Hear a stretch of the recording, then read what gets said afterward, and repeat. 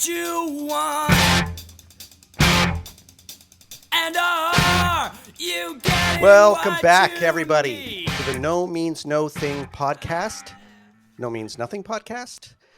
We're happy to have all you No Means Nobodies here with us today, where three absolute fucking idiots do their very best to try to figure out the very best No Means No song of all time. Spoilers, there isn't one. I'm Jordan. I'm Matthew. I'm Michelle. We're And the idiots, today- and we have a very, very genteel and intelligent to offset the idiocy. We're incredibly pleased to have a guest with us today, and especially this guest, Mr. Chet Zar. You probably Hello. already know him. Chet is an incredible artist whose work is, drenched in dark imagery, but always with this strangely compassionate eye towards the gruesome subjects, frankly. And, you've most likely seen his work, or maybe with the band Tool. He's done art for them. He's done prosthetic effects for movies like The Ring, Planet of the Apes, Darkman. Also, Chet runs his own very successful podcast, The Dark Art Society, which I cannot recommend highly enough. It fucking slays. Which you can find in all of the podcast places. So, Chet, welcome to the podcast. Yeah. Hi. Shit, man. Thank you. Thank you for having me. Absolutely. Yeah, it's great to have you here. You reached out to us kind of early on in the podcast when you saw that some fucking fools were popping up trying to do something about No Means No. So we'll talk a little bit later on in the podcast about your relationship with this crazy ass music. But before we do that, we usually like to start with a little segment called "What Are You Drinking?" So we'll start with you, Chet. What do you got for us? I'm drinking iced coffee in my 99-cent Happy Halloween cup. Oh, Excellent. nice. Excellent.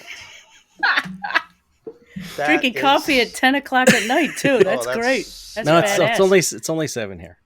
Oh, shit. Oh, I thought you were on the East Coast. No, I'm in LA. Oh, all right. That's okay. Sweet. We're all in the same time you zone. were in then. New York. We're all in the same time zone. Awesome. It's different latitudes.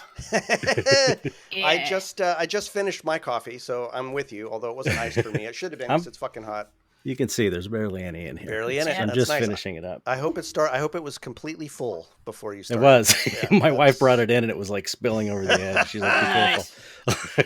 Nice. She'll be nice So and jacked up. I'm ready. Nice and jacked up. Well, I have my coffee, and then I'm also going to add some depressant into it. I got my little whiskey here, as usual. So I'm gonna top off this coffee breath with some whiskey breath, which is going to be wonderful for my wife later. So that's excellent. That's hot. Strangey, what do you got for us? I've got the second coming of Christ. Is that what I think it is? Dark, rich Guinness. Tears of Jesus I'd recognize that sound. filling my cup. I've got a real one and a fake one. I gotta keep it toned down a little bit. Dark and well, that's fulfilling, good. just like our guest's artwork. There you go. Yeah. Are I we got me starting- Guinness. Are you starting with the real or the fake, though? Which direction are we headed? I'm starting with the real, All right, great. Excellent. and then I have the fake for later. Nice. Yep. Guinness. Matthew, what about you? Well, I'm gone back to my wandering around. I live in such a multicultural area that I don't take enough advantage of all the groceries from many lands. And so I found today a can of calamansi juice, which is known as the Philippine lime or Philippine lemon. I actually used to have a calamansi plant. It's kind of like tasty, tart little calamari, things. man. Wait, just a moment. What kind of fucking plant have you not had? Calamari. Here's my question. Every time you mention some Okay. weird ass fruit, you're like, well, I used to grow this shit. I'm like, what the fuck? I did, and it died, sadly. Oh! Hey, Strangey, you know what? It's calamansi, Well, not it sounds like calamari. well, it's close But just because it enough where I'm reminds you of concerned. something that grosses you out doesn't mean it should gross you out. Well, This I'm is still Strangey. making the What do face. What are you? It's close enough. I can smell it from here. Yeah. No, that You mean sounds so a amazing. pleasant lemon lime smell? You can smell that? What color is it? It's almost like a Sprite. It's probably It's- clear. it's- Oh, it's squid green. color. Squid. The color of my soul. It's Squid pale color. yellowy green. It's pale yellowy green, Just just like like any urine. Oh, Yeah. it's a little Mountain Dewy for my tastes, but there you go. Except it's actual juice. There you go. Oh. See, not so bad. Hey, all that right. looks That pretty looks good. like good cloudy like- pee right there. That's Honestly. cloudy pee. Oh, Go that's to a tasty. doctor if that were your pee, but that's all right. Is Chet still here? Is he? Did he? I feel like I'm getting a show just for me being performed. The comedy show. Yeah. Pretty much. No, unfortunately, this is just how stupid and fucking crazy we always are. It's just the rules. Well, listen, everyone at home, I hope you've got something. I hope you're cracking something open while you're walking your dog, Teddy, or you're sitting in your living room, or you're baking donuts. I've got someone recently telling us to listen to it in the bakery, baking donuts, or you're sitting on the crapper. Whatever you're doing, crack one open. We all know where everyone listens to podcasts. It's everywhere. So unless you're a long-haul trucker, crack one open and sit back. We got some really, really good songs tonight. Really excited about this. Not at all excited about the votes or sending any of these songs to the outer darkness, but that's the job. We didn't make the rules. Oh my God, Chet smoking cigarettes. Do it. It's hard serious to resist business in a podcast. Yeah, oh my man. God. It's a serious business. That's a real cigarette right there. So before we dive into this shit, we have anything else we need to cover? No? All right. So let me lay out what these songs are, ladies and gentlemen. To begin with, our first pairing, Mama's Little Boy, off of Mama, 1982. And this one won against Remember in episode 31, and that was a unanimous decision. Oh, wow. I think I still stand behind that, although I do really like Remember. It's a little appreciated banger. And Mama's Little Boy is going up against Body Bag off You Kill Me, 1985. And Body Bag won out against You Are Not One in episode 26. And that was another unanimous decision, which I would also a million times stand behind that decision. Right. I think. Yeah. I think both of these had kind of easy bouts in the first They round. did, but they're also really good songs. They might have won against, but anyway, we'll see. See how they fare against each other in this death match. So before we dive in and talk about them, let's saddle up to Mama and hear a little bit of these fuckers. You're alone. There's nothing you can do. Something's coming to you. And you don't know where you are. And you don't know who you are. And you don't know what you are. And you are helpless. You are helpless. You are helpless. You are helpless. That's where I wanna be. That's where I wanna be. 'Cause I'm mama's little boy. I'm mama's little boy. I'm mama's little boy. I'm mama's little boy.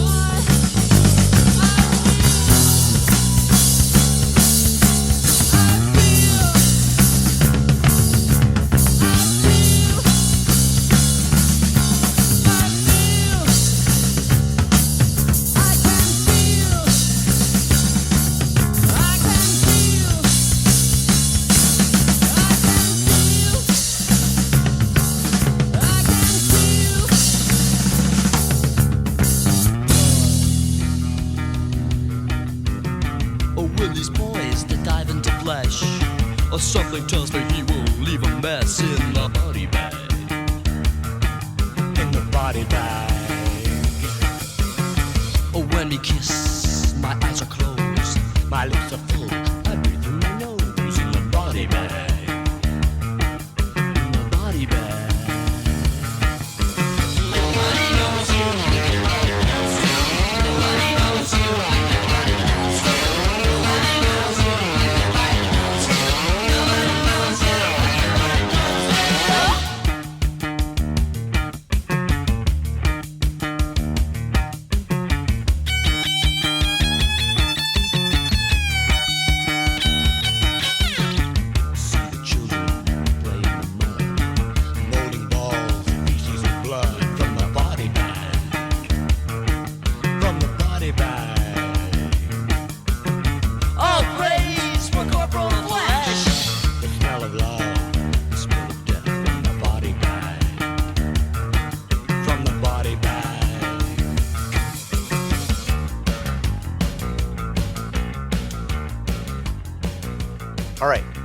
So we're back with Magical Podcasting. First up, we're going to let Matthew opine about these. And just as a reminder to everyone, we break this into 3 rounds where we all first kind of do a round robin talking about comparing and contrasting the songs, the lyrics, performance, how well the lyrics fit the music, favorite bits, highlights, and maybe things that bug us. And then we'll move on to the second round, talk a little bit about that. So Matthew, take it away. Well, so Mama, Here's I didn't have Matthew. access to it for, as I've said many times, it wasn't re-released on CD for a long time. And so LPs were kind of hard to come by. And the radio station where I worked had one. So didn't really have much of an opportunity, except when I had my show, to get to know these songs in this album. So it's, even though it's older, the songs are not as deeply ingrained as some of the other ones, but this, kind of the title track in a way. It is excellent song for just the two of them. It's restrained with bursts of energy. I mean, what can characterize, early Nomies Know More. And, I just realized that both of these songs are about wombs. So they're very good to compare. Oh, Yeah. very So, interesting, right? yeah. Mama's Little Boy is all about a fellow who wants to return to nothingness, the nothingness of the womb within Mama. And, it's kind of it's a dark place. He feels nothing. He feels, doesn't know who he is or where he is. And then, something's coming, but the something coming, the oblivion that's coming is life itself. So it's kind of this awesome inversion of, what normal metaphors might be. And Body Bag, it is kind of the same thing in a lot of ways. Maybe a little bit of a darker take. Body Bag, it's a creepy song, but it's also a very cozy song. And Yep. so the lyrics in Mama's Little Boy, it's like there's kind of there's a weird smugness to them. It's psychotic and yet totally callow. Whereas the lyrics in Body Bag are just hilarious and clever, and it's got all 3 members so well delivered, and they're all just sort of taking their turns. The production in both songs is really something that I like in both of them, is that they kind of go all over the place. Like there's a lot of movement around the drum kit in Mama's Little Boy, and the channel goes from left to right, and different voices kind of change, and they're not consistently in the same side either. So somebody's cranking a knob around, probably having fun with it. Yeah. Interestingly, I found the original mix, or the original mix of Body Bag, and it's weird. I don't remember where I got those tracks from. It was probably some folder that somebody gave me a long time ago with sort of like demo tracks or just an not early mix. demo. It's from just the one of original early mix. presses? Yeah. It's just sort of Have we heard this? maybe not. I don't know. I should probably make sure you do Well, have them. Yeah, there's a weird little bit in it where there's sort of like a chipmunk voice, that chipmunk effect that was probably like a built-in sound effect on whatever they used at the time. So weird. Anyway, I like the pace of the album version better than the Live and Cuddly version, which I think feels a little bit rushed. It should be a very measured song. It shouldn't be a super energetic song, except where it should be, if that makes sense. Mama's Little Boy, the lyrics and the music, they go together so well. There's something a little off about it, a little sick about it, a little bit, pathological about it. But it's just ultimately, it's just sort of a silly little boogie. And it's pretty great. Some of my favorite things about Mama's Little Boy, the vibra slap. How do you not love a vibra slap? Yeah, right. The only one is that like maybe one of the only ones in all of the No Means No discography in this song. I think it might be. Maybe I not, can't but think of might be. another. I don't know. Yeah. I think it's the only They had time to bring it back appears. to the band room. Yeah. Things I super like about Body Bag, the breakdown is just so incredible, where they just sort of lock into that groove. The bass is so sinuous and snaky. It is just so, it wraps itself around the whole song. And I like how there's no snare except in the little bits, like the little choruses. And bits. Oh Something man, I don't think I picked that up. a good chunk of it doesn't have any snare in it. And of course, the How Monty about Python that? reference and the peeing sound. Can't not like those. Not much I don't like about Body Bag, except that, like I say, the live and cuddly version is a little bit rushed to me. But yeah, that's interesting comparison between these two songs for sure. Yeah, that's it for me. Yeah, for sure. Hmm. All right. Well, Chet, what do you think of these two suckers? My turn. Okay. I'm also, as Matthew said, I'm not, these albums aren't as ingrained. I've heard everything, of course, but they're not as ingrained as like anything from Wrong on. That was my period. I came in on Wrong. And, so I was never like hugely into the Mama album, although I've listened to it. I've listened to everything. Of Putting course. his creds up. No, listen, come on, man, come on. I've heard Get it 'em. all. We're judging against No Means No standards. So it seems almost kind of like, to me, Mama's Little Boy is not as strong as, their later stuff to me. Because it's great, but it's like, No Means No is not so great. It's still better than Right. most bands' great songs. So it's like, I'm not really criticizing it. But the bass line's amazing. It's a great bass line, and it's a bass line you can build a song around. Right. And that's like, I feel like that's the standout feature of the song, is that bass riff. Super jazzy. Yep. Mhm. I felt like it kind of meanders a little bit. It feels like it doesn't totally take you on a journey the way that maybe Body Bag does, or some of the other songs we're talking about tonight. But it's their first album. It's a bass and a guitar. I think it's kind of amazing that you don't miss the guitar. You're right. I didn't even notice that it didn't have a guitar until I started kind It's of like a magic listening trick. to it for a few times. I was like, wow, it's like, it doesn't feel like anything is missing.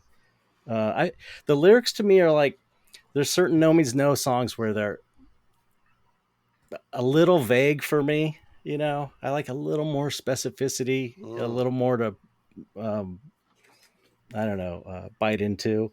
I like, it's like, a crazy mama's boy kind of is what I basically got out of it, and not much more specific than that, which is fine, because, every song doesn't need to beat you over the head with the meaning. And a lot of No Means No songs are like that, where it's left open to interpretation. But I think, compared to their later stuff, the songwriting isn't quite as developed.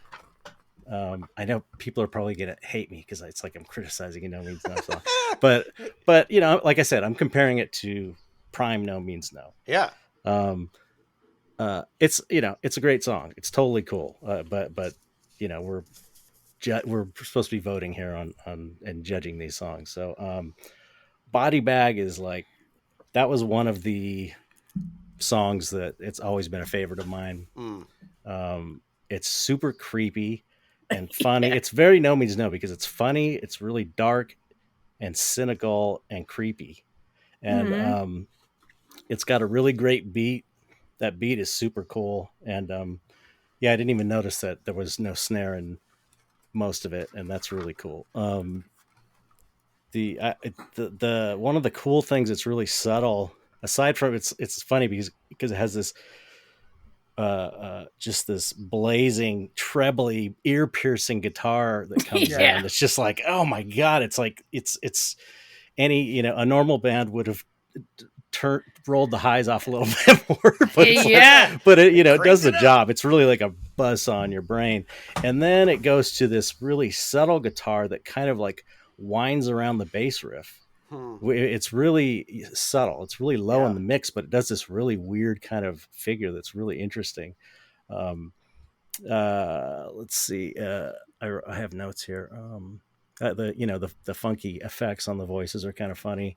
That make them sound like chipmunks.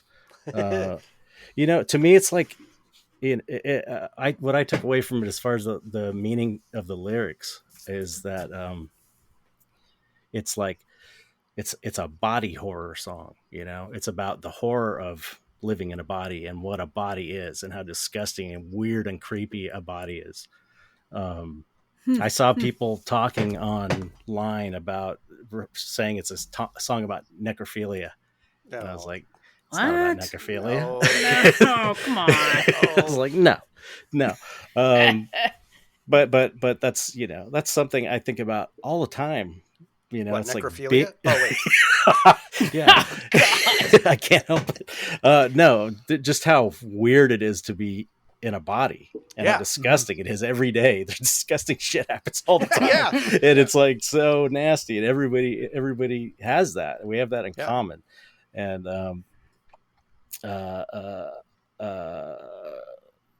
what else? Wait a minute. Hold on. You can tell which song I like better. As far as Yeah, but don't give it away yet. That's not the give it official away. vote yet. There could still be suspense. It's great. I love it. Yeah. I like the trade off on the vocal kind of trade off between the guys. That's the other thing that I don't know. With both of these songs, Rob didn't have his that signature bass sound dialed in. It seems like yet. It's where it's got that distortion on it. And I know some of the other songs on those albums do, but I don't know. It's they're both kind of surprisingly clean bass sounds for No Means No. Yeah. I think, Yeah, but- Mama's very sort of clean and ringy, and Sexman's much more like sort of funk sounding. Yeah, it's not as snarly and angry as later on. Yeah. But those are my thoughts. All right. Excellent. Michelle, how about you? All right, I'm up next. Okay, Mama's Little Boy is sly and cool, a jazz noir with a vibrant slap taking you on a walk down a dark alley. The song always makes me feel like I'm going for a walk down the dark alley. The haunting Mama's Little Boy bit in the back is a great touch to add to the mystery, while Rob narrates why he indeed tried to heed by his mom's good advice.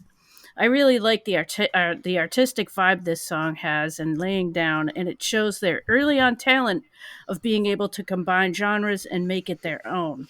Highlights with me are Rob's delivery and the drums with slight flanging on the cymbals. Is that what you were talking about, Matthew? There's like some fucking flange going on in there. Anyways, it creates a lot of layers, I think, and it's a sneaky, cool tune. All right, my thoughts on Body Bag. I wrote a pair of googly eyes. The intro with the drums leading into that sly bass line. Then this fucking mosquito-sounding guitar makes his entrance and causes more worry. Yeah. Skeeter, get out of here.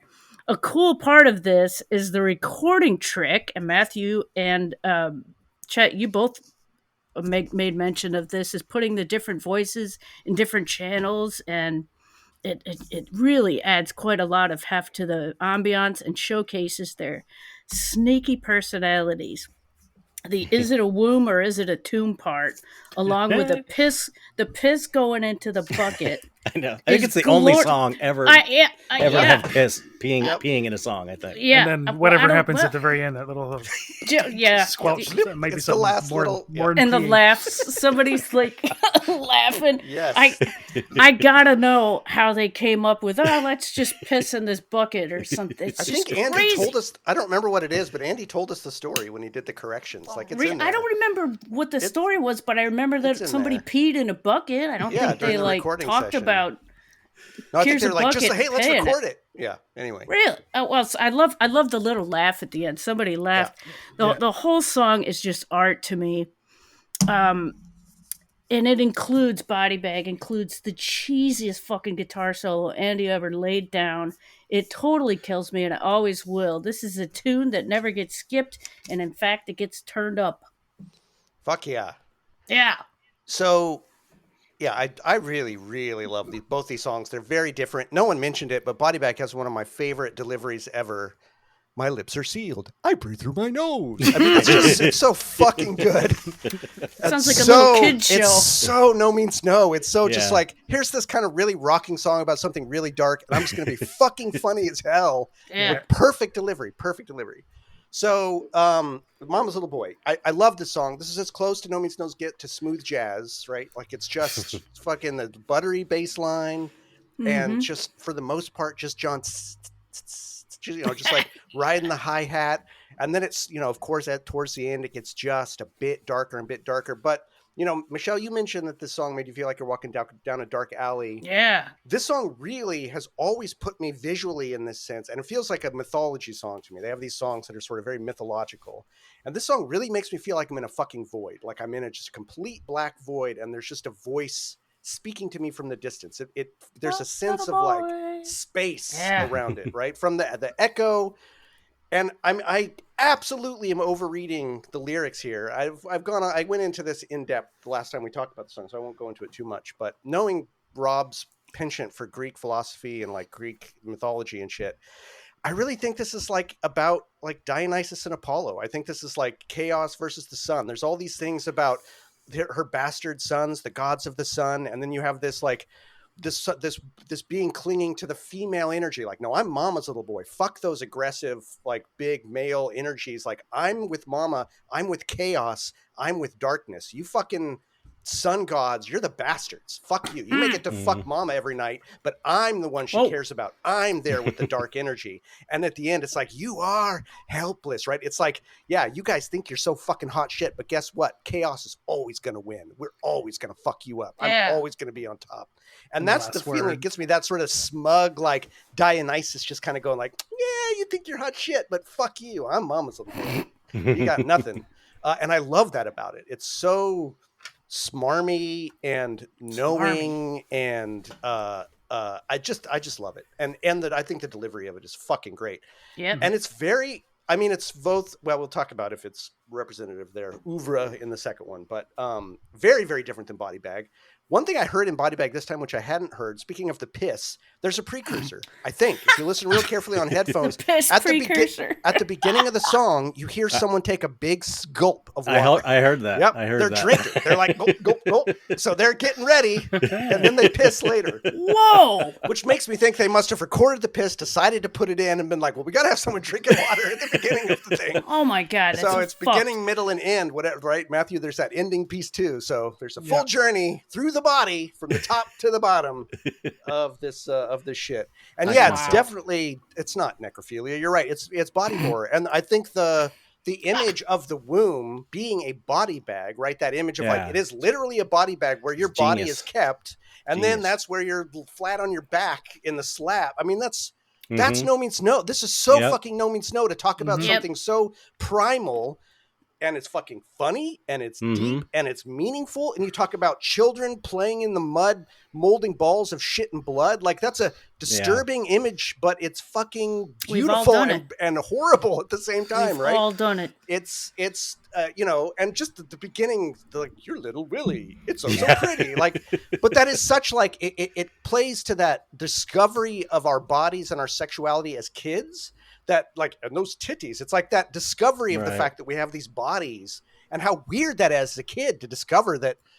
And you're so obsessed with poop and shit and pee and your dick and all that shit when you're a little kid. But you are when you're a little kid. That's all new. It's like, what is all this stuff? Yeah. And they capture that feeling. And I think the delivery of how, like, kind of goofy it is feels childlike in that sense. And I love that about it. But it's a very fucking meaningful song at the same time as being incredibly playful. Yeah, that's weird.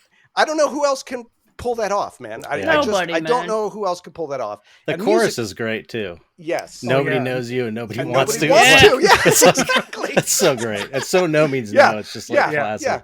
And again, kind of like a kid's taunt. It's kind of like a a bunch of kids on the playground pointing at you, going like, "You dumb piece of shit! Look at how horrible you are." Song filled with curiosity and shame all at the same time. It's fucking gorgeous.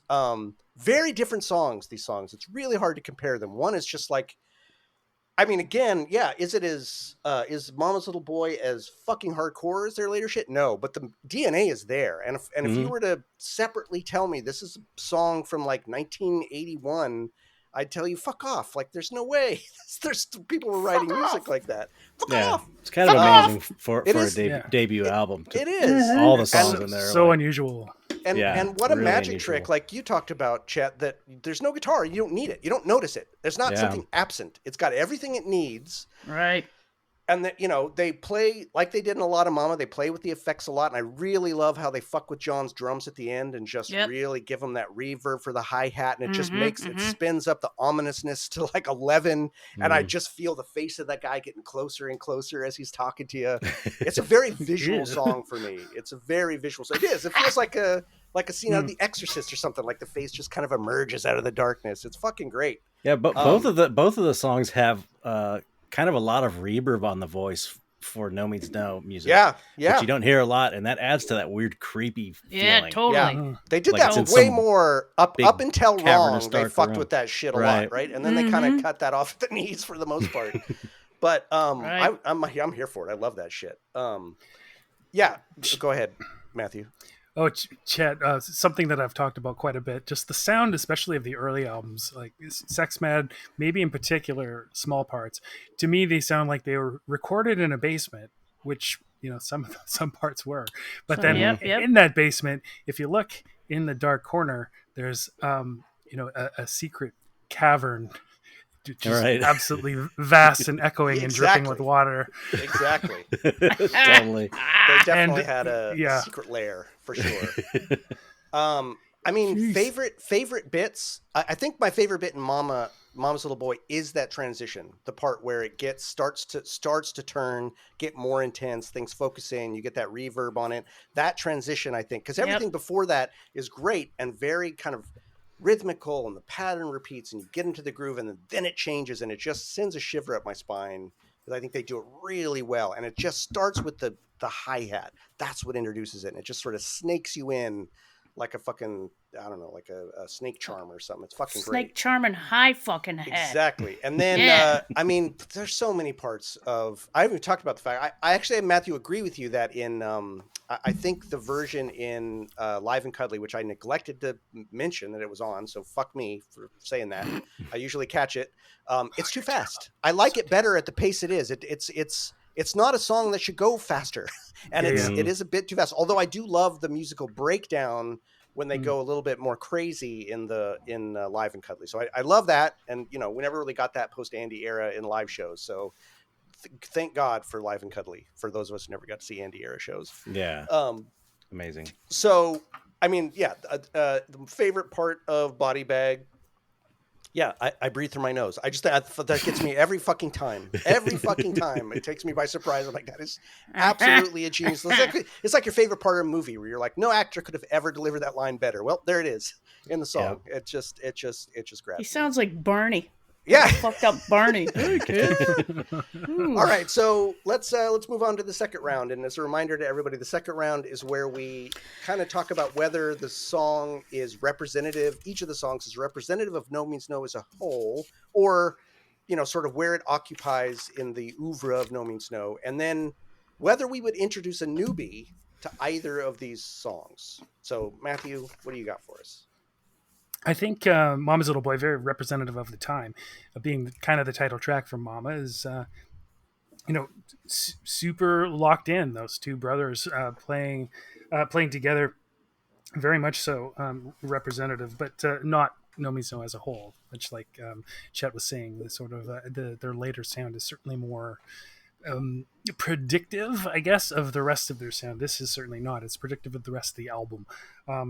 Good point. As in the position in the oeuvre, I'd say it's important, in just again because it's the title track, and maybe one of the ones I'd point to if people wanted to kind of get into Mama. Mama's not what most people are expecting, probably, but if you're going to listen to one song, it might be that. This might be one of them. Red And Devil would being, I- of course, the main one you would introduce Yeah. people to. That's the correct answer, but yes.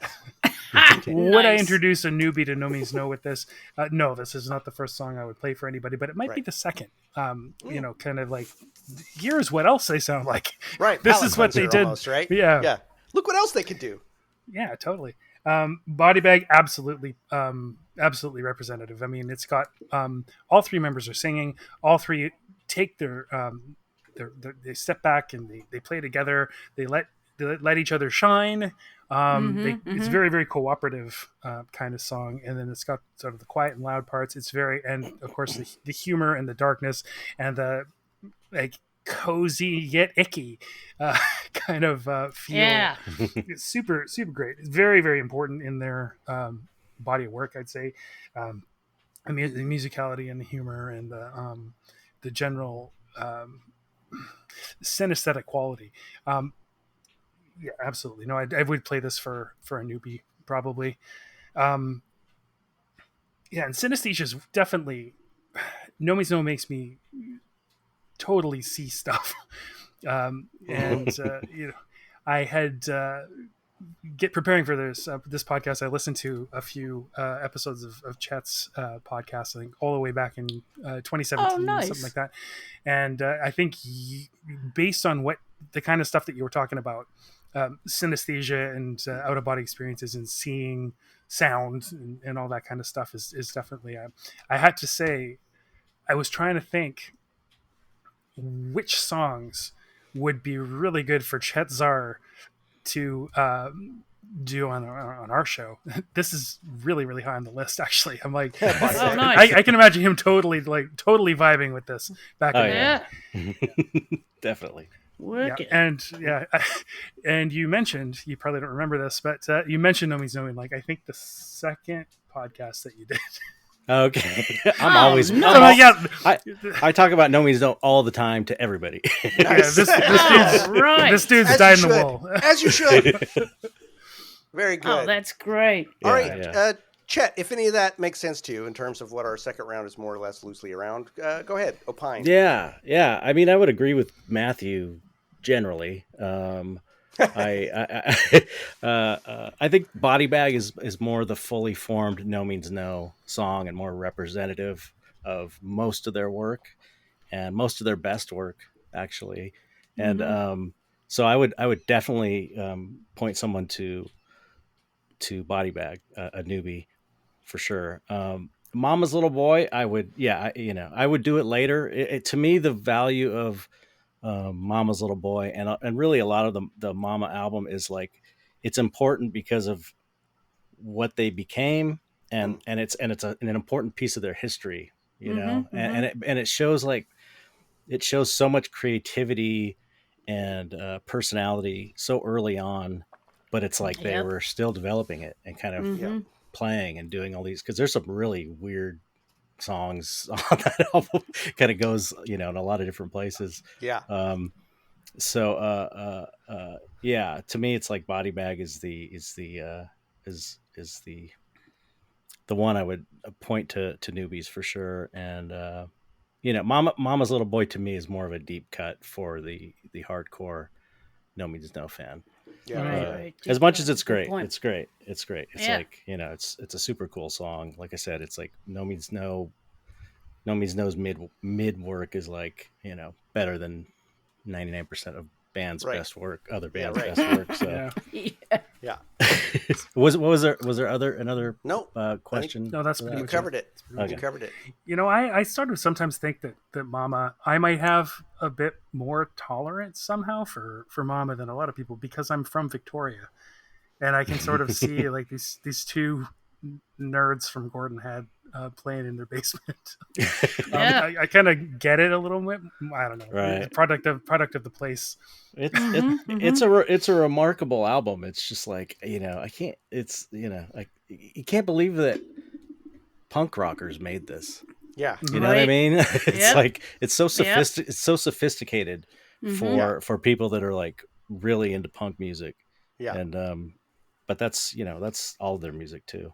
Right. Right. They were just as into new wave. Yeah. Right. At the time, and And I think that Mama shows the variety of influences. Yeah, it's fucking on the sleeve Devo. in a way, It's more just than some crazy of the later art. shit.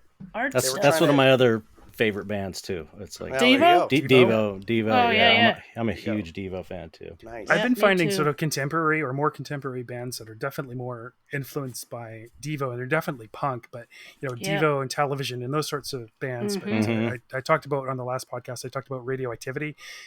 Today I was listening to Mind Spiders all day, and Mind Spider. Oh, amazing! You'd love them. Total, so much, I like so that much name. Devo. I know. Yeah. I'm gonna definitely look that up. Mind I mean, Spider. I mean, no. I remember hearing when I was first getting into No Means No. I was thinking, man, they must be into Devo to some degree, Yep. and I did see, Yeah. and then I remember seeing a picture of John with a Devo shirt, I think, Yep. Yeah. and I was No, like, it's oh, a okay. fact. Yep. Confirmed fact. He would have been the one with that. Yeah. I love the cool. fact that we know that they were into Devo and vice versa. Yeah. Right. Mutual Was Devo into appreciation. No Means No? Yeah, Really?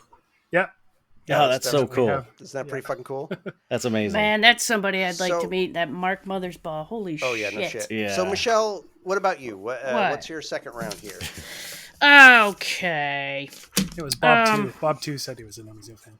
Bob too. Oh man, that's so cool. I love that. Yeah, they used to call their drummer the human metronome too. Yep. Alan What the fuck was Myers. this? Yeah, Alan Myers. Yes. All right, we'll start our own podcast about Devo there, Chet. No, come on, let's do it. All right, so let's see. I put my notes in a weird thingy. Okay, Mama's Little Boy. Is this pure No Means No? You bet it is. I think it shows you early on with two instruments, some humor, some talent, and ambiance mixed together with jazz and just creepy stuff. Yeah, they're going to paint you a picture with their instruments and deep dive into some heady shit. Would I play this for somebody? Yeah, I think I would. Maybe in a chillax situation or the appetizer part of my No Means No dinner party, I would totally play this. There you go. That's Mama's a good, Little that's a Boy. good dinner party. Yep. Yep.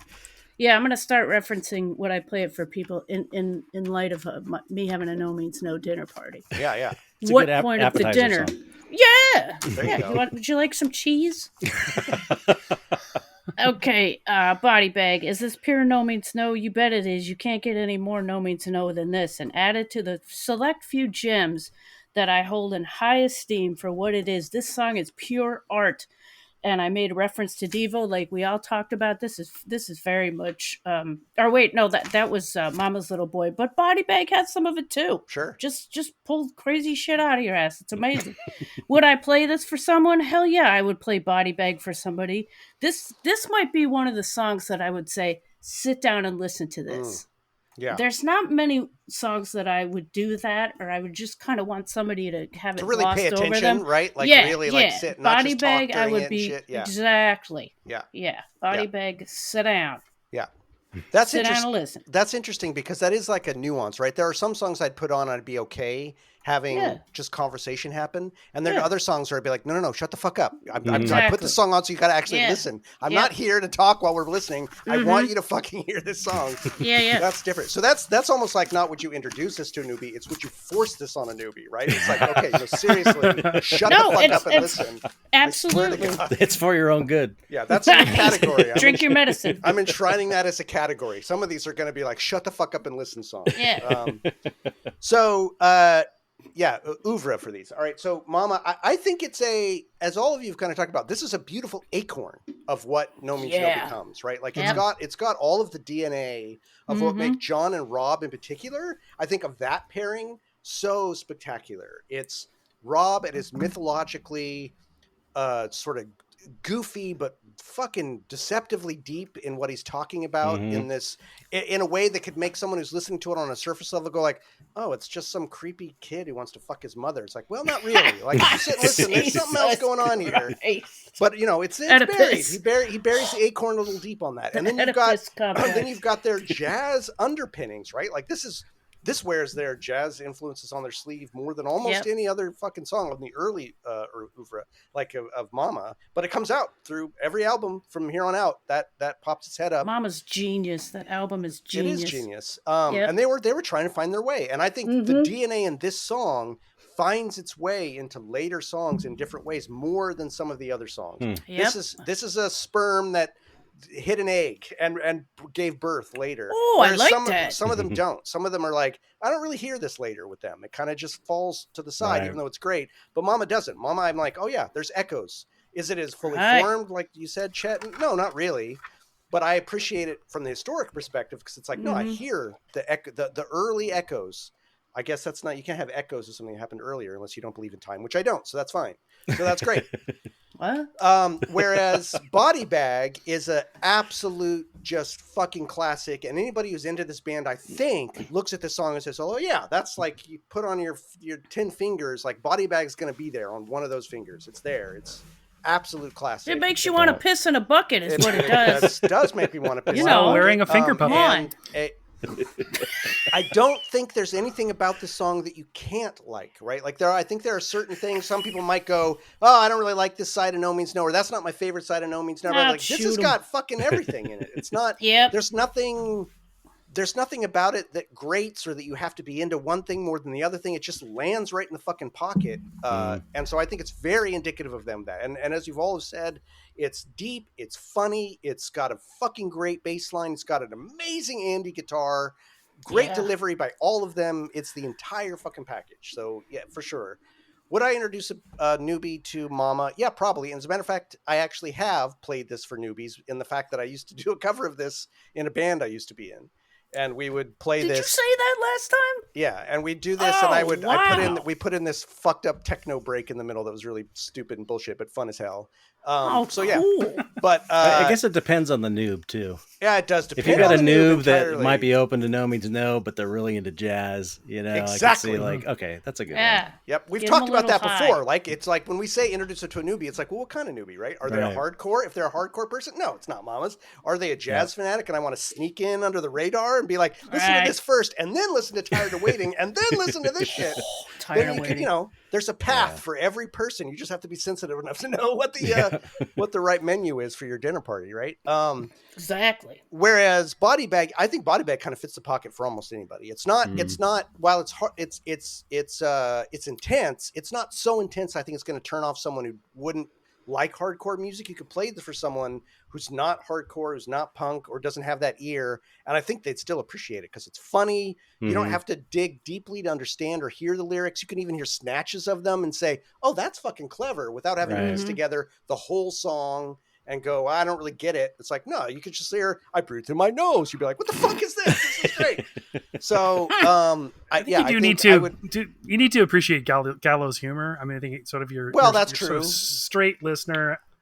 That's Right. true. Maybe But not I'll quite tell so you much, what. but I'll tell you what. I don't. There's nobody who's not into gallows humor that I would even bother saying the no words no means no to. So that would not even be a newbie I'd bother to introduce no means no I don't know to. what that Good is. point. That would be a full cutoff right there. All right. Yeah, that's all I've got. So now we're going to vote. But Matthew, if you don't mind, rather than have you vote first, I think that honor belongs to Chet. So Chet, why don't you tell us your vote? Oh, obviously Body Bag is the winner of these two. Very good. No Matthew? question. Ding.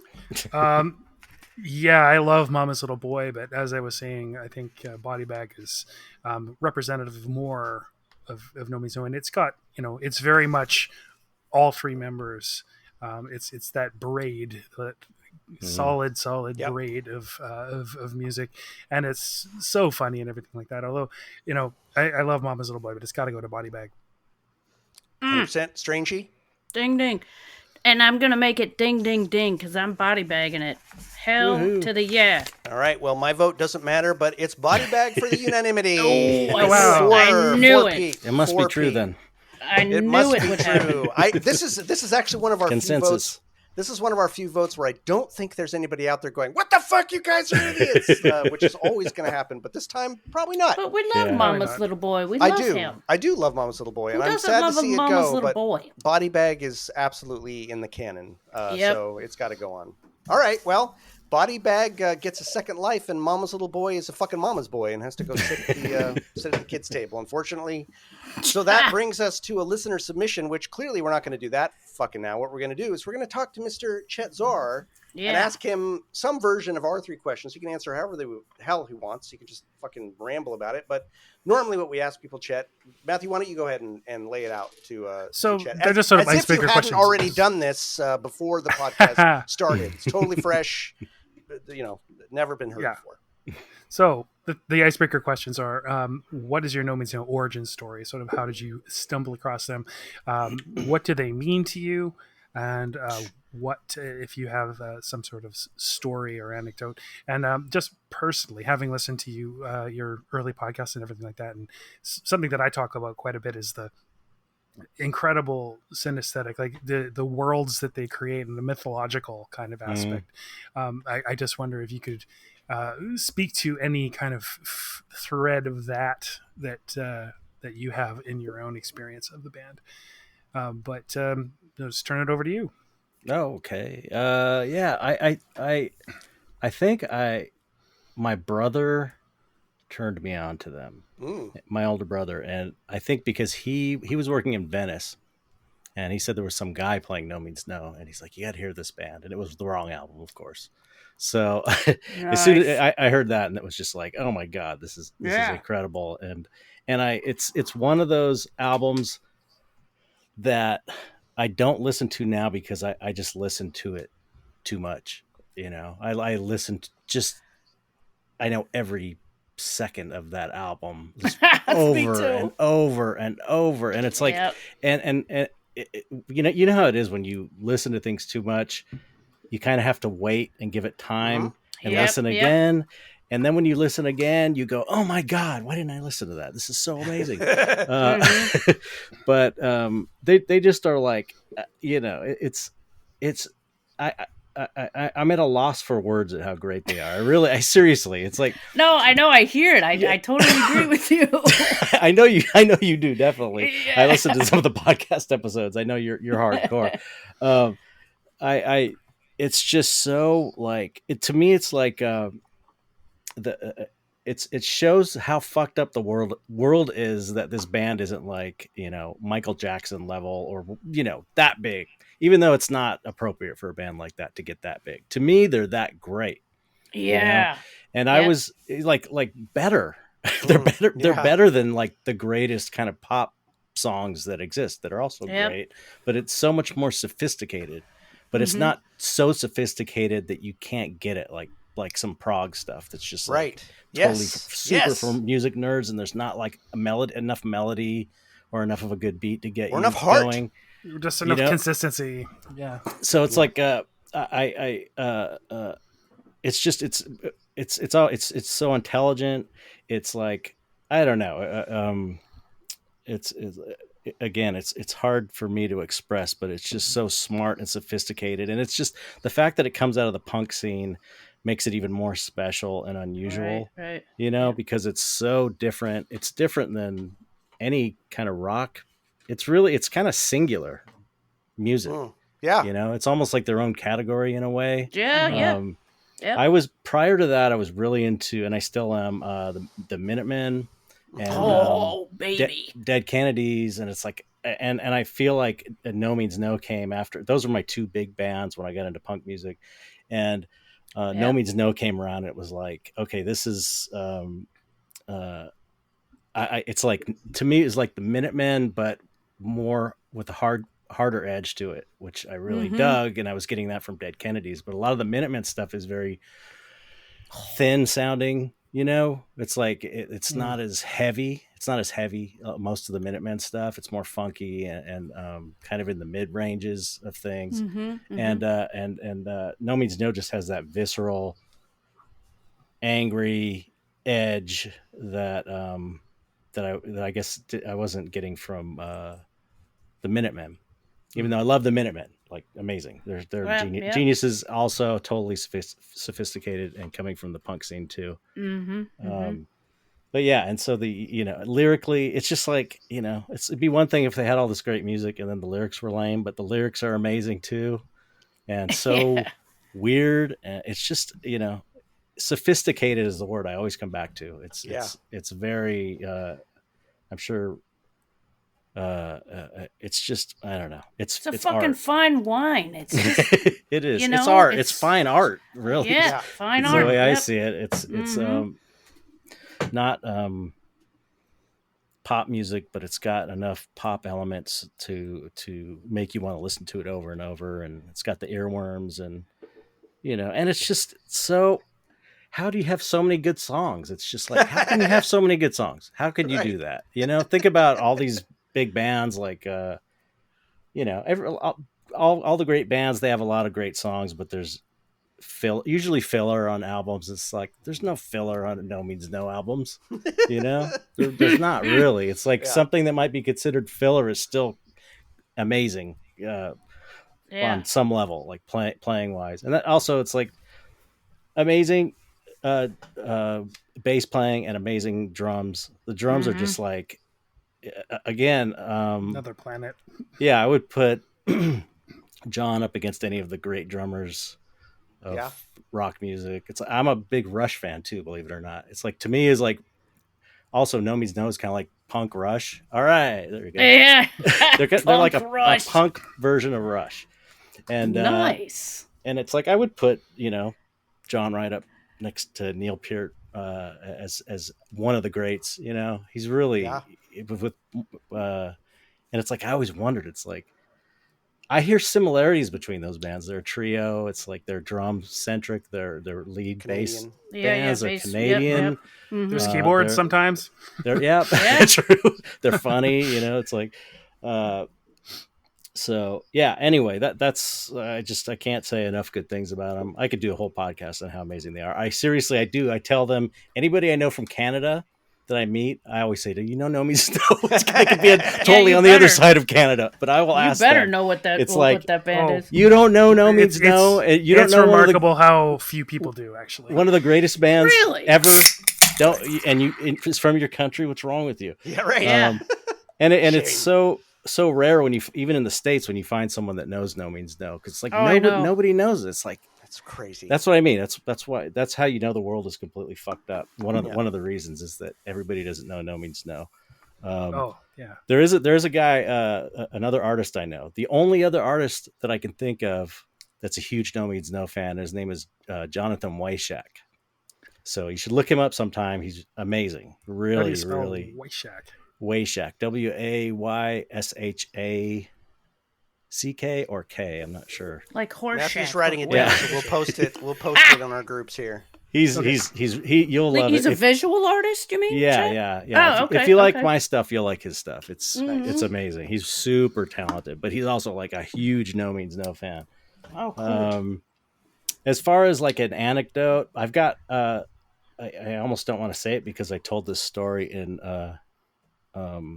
Jason's book that's coming out, but I don't know. I don't know that it made it in the book anyway. So, but I mean, I've had a couple experiences with No Means No that was super meaningful. I guess the more lighthearted one would be driving. I had a 7-year period where I was like, I hated working in makeup effects in the film industry.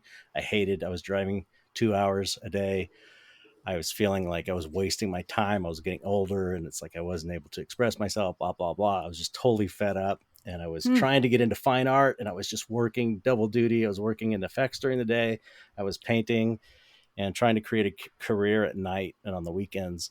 And just for 7 years, I did that. Every day I was working. And I remember every time I had to go to work, it would just be like, fuck. It was just like terrible. It was terrible. The more little bits of success I got in the fine art world, the more I hated, it was an overreaction. I shouldn't have hated it that much because it's a pretty amazing job to just sculpt monsters and stuff. Yeah, I can't say I've ever heard somebody say this ever. Yeah, it's once I got out of it for like a year, I was like, that's a great job. That's a great job. Oh, great way of making yourself hate something that you love is to make money off it. Yeah, totally. Yeah, It's nice so point, true. Matthew. It's You're so right. true. But I just remember driving home in the I forget what song it was though. Driving home in the traffic and Wow. hearing a No Means No song and just being like, it's just like a complete catharsis. And it made me feel like, I'm not crazy. I'm not crazy. This is all crazy. Right, All this shit all around me, all these cars, these people going to jobs they don't like. That's the crazy thing. I'm not the crazy one. And it really was kind of like, it was just one of those moments where it was like, that's super meaningful to find music Right. or art that makes you feel like you're not crazy, Right. And the other thing is, as I was in the early 90s, I went to therapy and because I was all fucked up. I had like OCD and intrusive thoughts. And I just was like, I had to go to therapy. Yeah. And I ended up, I don't know if anybody's been to therapy or much about it, but it's like you kind of get to know your therapist and you get to trust them over time. and they know what's wrong with you pretty much from the beginning, and you don't know. And so they like try and pull it out for you, and it's like I noticed how she did it. It's like she would tell you. She'd ask you questions so that you would say the thing that you wouldn't say because you couldn't deal with it. Right. And it was all about like a suppressed emotions and stuff. Mhm. And I remember when we had that first moment where I realized like, oh, my childhood wasn't great, and like everybody else's, it was completely fucked up, and I was, it was horrible. It was horrible. It was like not. I was completely traumatized, and I couldn't admit that to myself, and so it was like buried deep inside. And I remember she told me, like the room just went. It's like I was tripping on acid all of a sudden. It was so weird. It's like it released some chemical in my head, or it was weird. Wow. And it was like the session ended, and I went out in the car. And I don't know why I did it, or if it was just the song that came on. It was 0 + 2 = 1. Came Oh, on. Jesus Christ. Oh boy. And I was like, and I just shit. completely broke down in tears, collapsed. Wow. And it was Honey. like, I didn't have that moment in the therapist's office. I had it in the car afterwards when I heard that song. It was like she kind of broke the dam, and then I had the realization, like, Holy and shit, it just hit that's me like a heavy. ton of bricks. It's like, if you think about that song, it's like it was Oh. that confusion Yes. and that feeling of that song, and the just the driving Fuck. just over and Oh, no. over and over. It's like That so song intense. wants to eat you. Yeah. Yeah. Yeah. It just sounds like it. perfectly. You know how you have a song that is there for you at just the right time. That Yep. was Yeah. that. Yep. And in such a weird way, Yeah. and super profound way. It's like it's Yeah. hard Mhm. to get to that stuff in therapy. It takes like months and months and months of work to get to that point. So it's like, that's as real as anything in life. Yeah, Something it like sure that. is. It's not just a song. It's like that's No. a real That's art. thing. That's yeah, real that's fucking art, art. touching Yeah. your soul Yeah. and healing Exactly. you. Yeah. You know? So That's that was fucking awesome. so incredible. I'm a big fan. As you can Yeah. tell. I'm a Oh, big that's cheerleader. amazing. That's amazing, man. Fuck. Matthew, look what these fuckers that grew up in your town do to people. Aren't you I so know. proud of them? There's something real Fucking special. Where are you from? hell. He's I'm from, from Victoria. Victoria. where the band's He from. grew Oh, up yeah, at the yeah. band's town. Yeah. Oh, where they yeah, grew yeah. up. He Yeah. saw early concerts and Oh, shit. that's cool. That fucker. Yeah, I Damn grew up in San Pedro, which is where the Where the Minutemen are from. Minutemen are from. Oh. Which is Yeah. also like, it's kind of cool to grow up It's fucking Jerusalem. in a in a town where one of the best bands in the world is Yeah. created. It's so strange. Mhm. Son of a bitch. Chad, have you seen heard them- Shovelhead? No. Okay. Scott Henderson, who's sort of legendary Victoria engineer. I've heard producer. of them, but I haven't heard them. Right. So Shovelhead without the first E and without the A. And they albums. But anyway, very, very, very Minutemen influenced. And Scott Henderson was in cool. the Showbiz Giants with John Wright and Tom Hollister. And Hissanol. He did Hissanol Yeah. with, Yeah, with Andy. And Kerr. yeah. Mm-hmm. Cool. Great guy. Great So, guy. yeah, we'll make sure you get that stuff. Yeah, I'll Yeah, check it yeah. out for sure. Yeah. Have you gotten to see them? Did you get to see them live ever, Chad? Have you seen them? Yeah, much? I saw them. I can't remember if I've seen them 2 or 3 times. I know one time I was able to take my kid, which was really cool. Oh, that's so great. Yeah. So that was awesome. He's a huge fan Yeah. too. Oh, that's great. My son too. Yeah, he's like a Cool. huge fan. Yeah. My kid's a drummer now, professional drummer. Oh, shit. Yeah, Wow. he just toured That's with the amazing. the English Beat. He was the Oh, drummer for the fuck. English Get the Beat. fuck out of here. Fuck. Yeah, isn't that That's crazy? incredible. It's like band I was listening to in high school. It's Wait, like you look like you're about 22. How do you have No. a son that's playing for the fucking English Beat? I'm 55, and I had him pretty young, like when I was 20. You're 55? You don't look 55, I dude. don't have a lot of gray hairs. It's very No, weird, you don't. But It's all that dark And the art. three of you keeps got a dark. bunch of facial hair. yeah, I'm hiding all the wrinkles. Yeah. That's incredible. That's incredible. Now, was that all Yeah, that's wicked. post Andy era that you saw them live?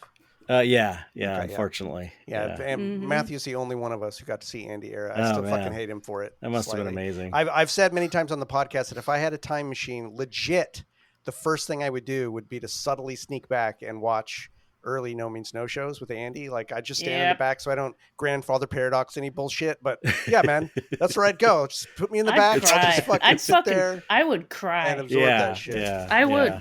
Damn. What he was? I mean, it's so funny because they were the two brothers are just so incredible together, and then he is the perfect complement to them. 100%. You know, even his the stage banter, the whole thing where he's taunting the crowd on What do you mean? Let's two go.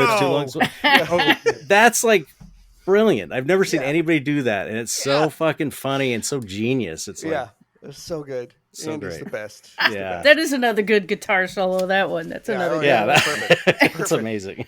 Genius.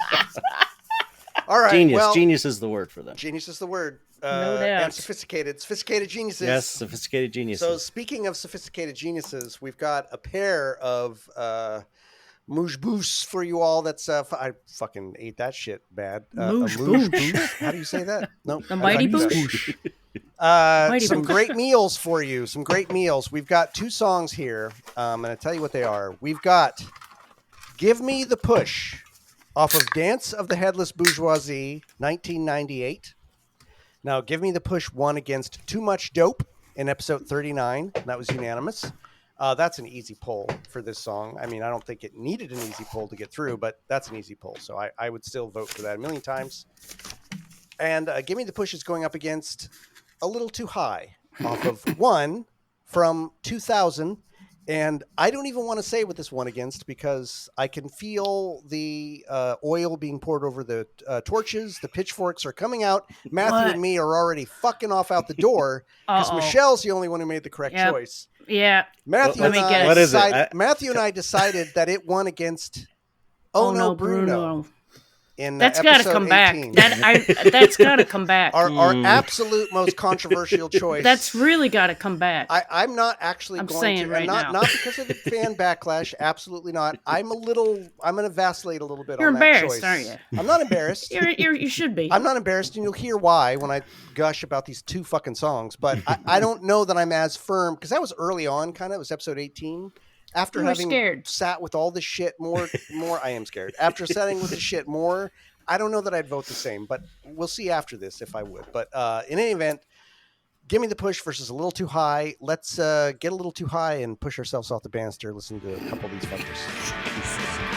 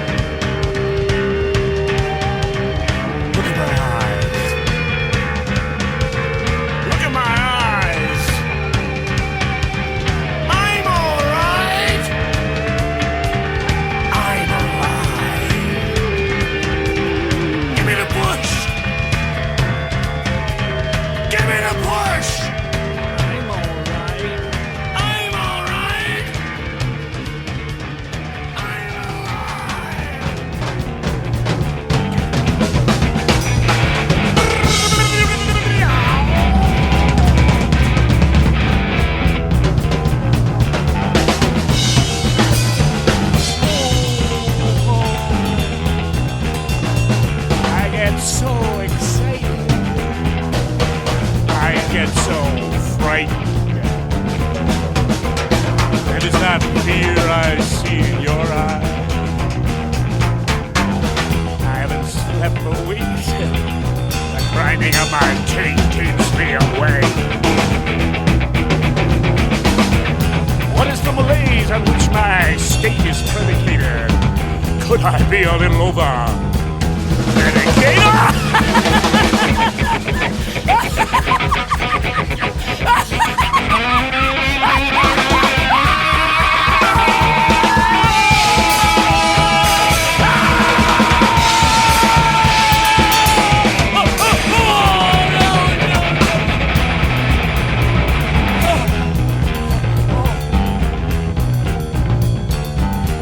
Doctor, what is your prognosis? Could this be the onslaught of All right, so I get to go first. Psychosis! Fucking hell. First of all, I do not want to vote these two songs against each other. Yeah, I mean, this is one of those things that's like, I do not want to vote for either of these. And I'm actually Sophie's not. choice. It is. And I'm not, unlike some of these, I don't actually quite know where my vote's going to go. So we'll see. Maybe one of you will convince me. Give Me the Push, though. Fucking hell, this song. This is one of their visceral gut punch songs that just, God damn, this is a thing of beauty. Probably my favorite off of Dance. There's other great songs on it, but this one just viscerally gets me every goddamn time. Rob's just beautiful intro Rob. into this, and the way it's just this wonderful fucking lilting, like Eastern mode riff that then just goes into a hardcore right into your fucking nuts, just straight up. And the passion in this song, the joy in this song, this has that sort of, although lyrically it's very simple in its way, the emotions behind it, the way it conveys the sort of relentless kind of in your face, it's not optimism, it's like a joyful resignation of just, I'm going to keep fucking going. Go ahead and fucking push me because I'm not going to fucking stop. Oh. Give me the fucking push. And just the joy of that riff and his delivery and his singing and yelling is fucking gorgeous. His vocal delivery in the song is absolutely pinnacle. It's so good. And I just love the bridge in this. I love the musical bridge. I think it's so good. It's another one of those beat drops where it just comes all the way down and then just hits you. Rob does that open, I think it's G thing that I love, where he's playing the open G and then playing the top drum string. Yep. And it's so great. It's beautiful and intense.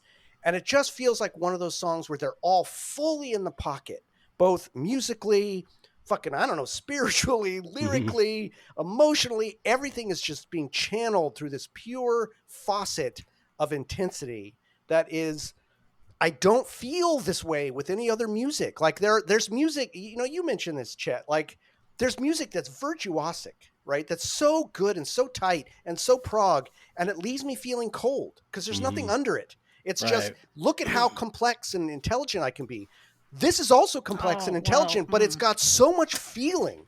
Yeah. It's plugged into the body, the feeling, and the mind, right? They don't bypass any of those parts of the body, and all of those parts of our being are on fucking 11 with them. And they're just like, fuck it, I'm turning it up. I'm probably going to die after I record this because it's too fucking much. It's so powerful. I'm not going to take this back, I think, because I think I mentioned on our last podcast how some songs for me, some of my favorite ones, have for me sometimes a bit of a chorus problem where they get into the chorus and they change the tone of the song for like a couple of bars in a way that bum me out just a little bit. And this song has that a little bit for me, only in the part that's like, is God on high? Look at my, like that part to me is just a little bit not quite in the same vein as the rest of the song. I mean, the I'm all right part, that's fucking just beautiful. But they pull back a little bit on that part. And if I had one thing about this song that I wish they didn't do, is that I wish they didn't pull back in whatever way that is on those. It's only like 2 phrases. It's very short. Yeah, it's like the Ramones style. It is. Chorus. It is. It's a little bit of a and type. I don't think it has to be interesting. there. But listening to it again on this time and really listening to it, it didn't bother me as much. For I some like reason. It breaks it up. It though, does. To me. It does. It gives you a little bit of a breath. It's a breath. Repetitive and and it lets me breathe, because otherwise it'd be almost too fucking much, and I probably wouldn't be able to stomach it. So I think actually it has its place. Yeah, well, I think that's my normal mode with this shit. It's like, no, just give it to me. I can take it. I'm good. But it's I probably wouldn't be able to take it when it comes down to it. But this, I mean, fucking, this song's just, it's absolutely fucking genius. And then we Yep. have A Little Too High, which I don't know, man. I don't hear a lot of people talking about the song. Matthew and I talked about this last time. This song's fucking insane. It's Yeah. incredible. First of all, 100% best Tom performance ever in any Oh, of his yeah. No Means No stuff. Yes. His work in this is incredible. And Totes. Yeah. Rob is absolutely feels like he's on like 50 grams of coke when he's delivering this. It's right in the pocket. Fucking mental. But just like with the best No Means No songs, that's so intentional and perfect for what he's talking about, right? Like Yeah. you need someone who's fully fucking coked up delivering this song. And I'm sorry, best delivery in any No Means No song of all time. Meow, blah, blah, blah, blah, blah, blah, blah, meow. It's like, are you kidding me?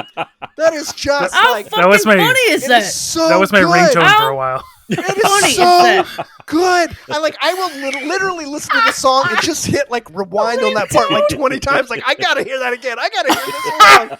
It's so We should have had him do that good. for us when we You could never do that again. That's like a one-time thing. That was caught, and they're just like, "Oh, I God. can't believe we got that."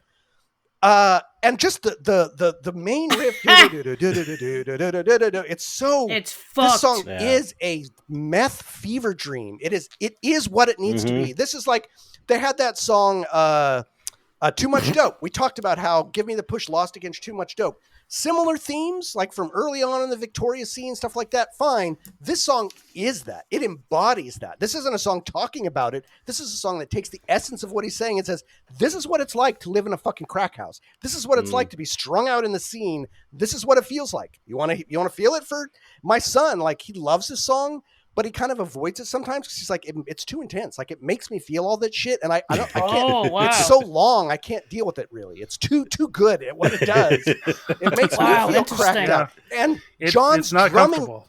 It's not. And John's drumming in this is Oh! fucking crazy. Call the Holy cops. shit! It's so jazzy. It's so jazzy, and yet so intense and so punk, jazz, funk, fucking everything. This song has all of what they do best.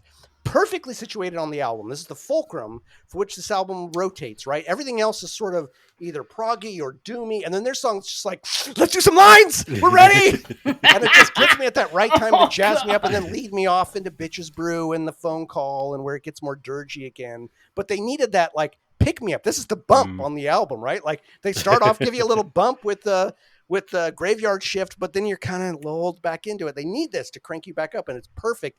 And I'll be on record again. One, it's the absolute best produced album they've ever made. The production on this album is incredible. This song highlights that perfectly. The balance of everything is incredible. Everything is really cranked up, but you hear everything crystal clear. You hear the drums are crystal clear, the vocals, the bass, the guitar, everything fits in its pocket perfectly. Nothing's too low, too high. There's nothing about it that makes me go, oh, I wish it was a little more like, no, it's just all delivered exactly as I would want it on a fucking plate.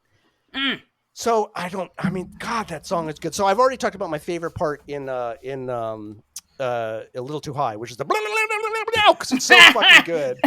And no one could ever do it as well as Rob. But that whole thing, and I also in that song love the very last part where he's just he's like the lyrics, the patterning he's doing. It's like a fucking meth-focused Broadway musical. rap. It's so crazy. Yeah. It's a patter song, but on high-end drugs. It's so good. God, I love this song. And then my favorite part of "Give Me the Push" is the entire bridge, and especially the last part of the bridge. The ending, yep. Into the "I'm All Right," into the chorus revision. It's so fucking good. It's just every time I feel like I'm almost on the verge of tears by the time that comes on, because it brings up so much emotion. This song, some of the songs really speak to my head. This one gets my feeling and just makes me so present. And also, this is one of those songs that I never drift off for a second when I listen to it. My attention is fully pegged from the beginning to the end. That's not the case with all their songs. I love all their songs, but there are times where my mind's going to do the monkey mind thing and chatter or think about this or get that hook and talk about this lyric. This one's like, nope, I'm just in the notes beginning to end. There's nothing that interrupts. It's its own little meditation of just putting this fucker on. It is absolutely gorgeous. So anyway, I've prattled on enough. Chet, I'll pass the jar to you. Okay, yeah, this one I had a very difficult time. I feel like where one maybe is slightly weaker in one place, it's better in the other.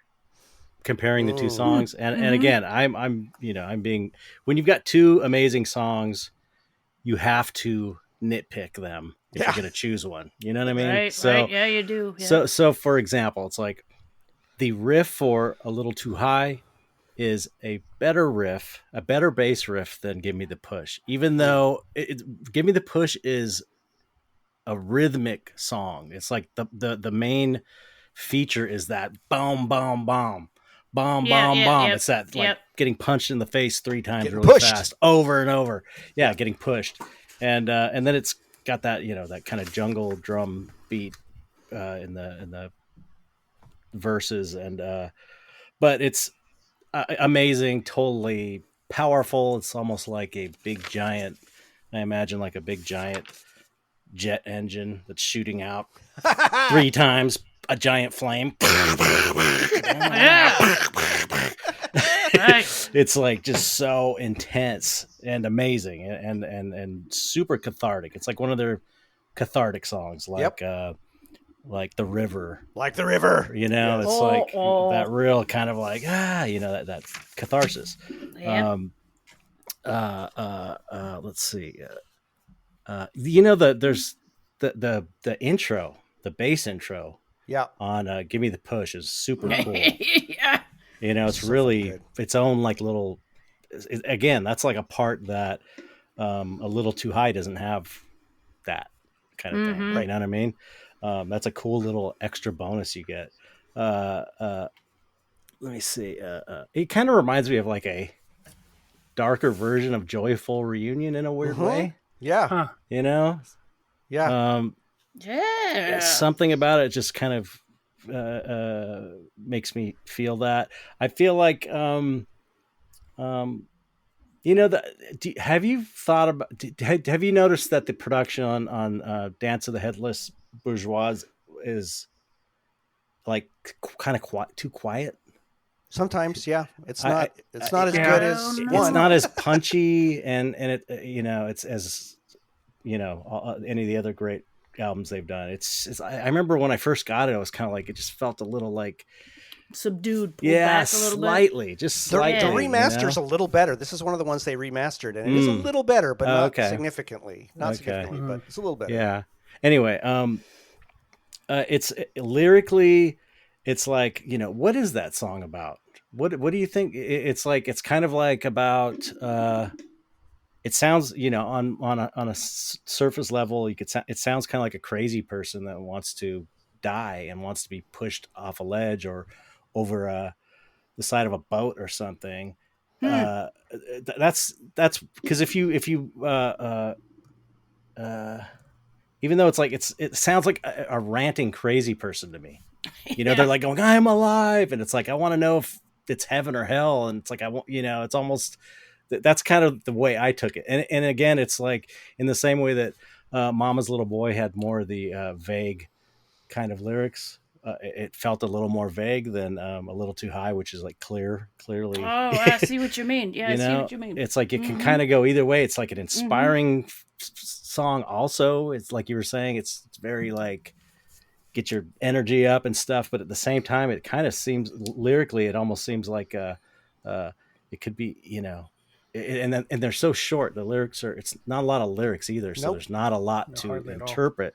Whereas A Little Too High is just like tons of lyrics. It has the most lyrics. The most lyrics. It's seriously, of any of their songs, it's the most lyrics of any of their songs. Whoa, really? Yeah. That's interesting. They're both long songs too. Yeah. I think that if we're judging and we have to nitpick, I feel like A Little Too High is better of a song lyrically. I even the title, A Little Too High. It's like everybody's been a little too high and knows what that feels like.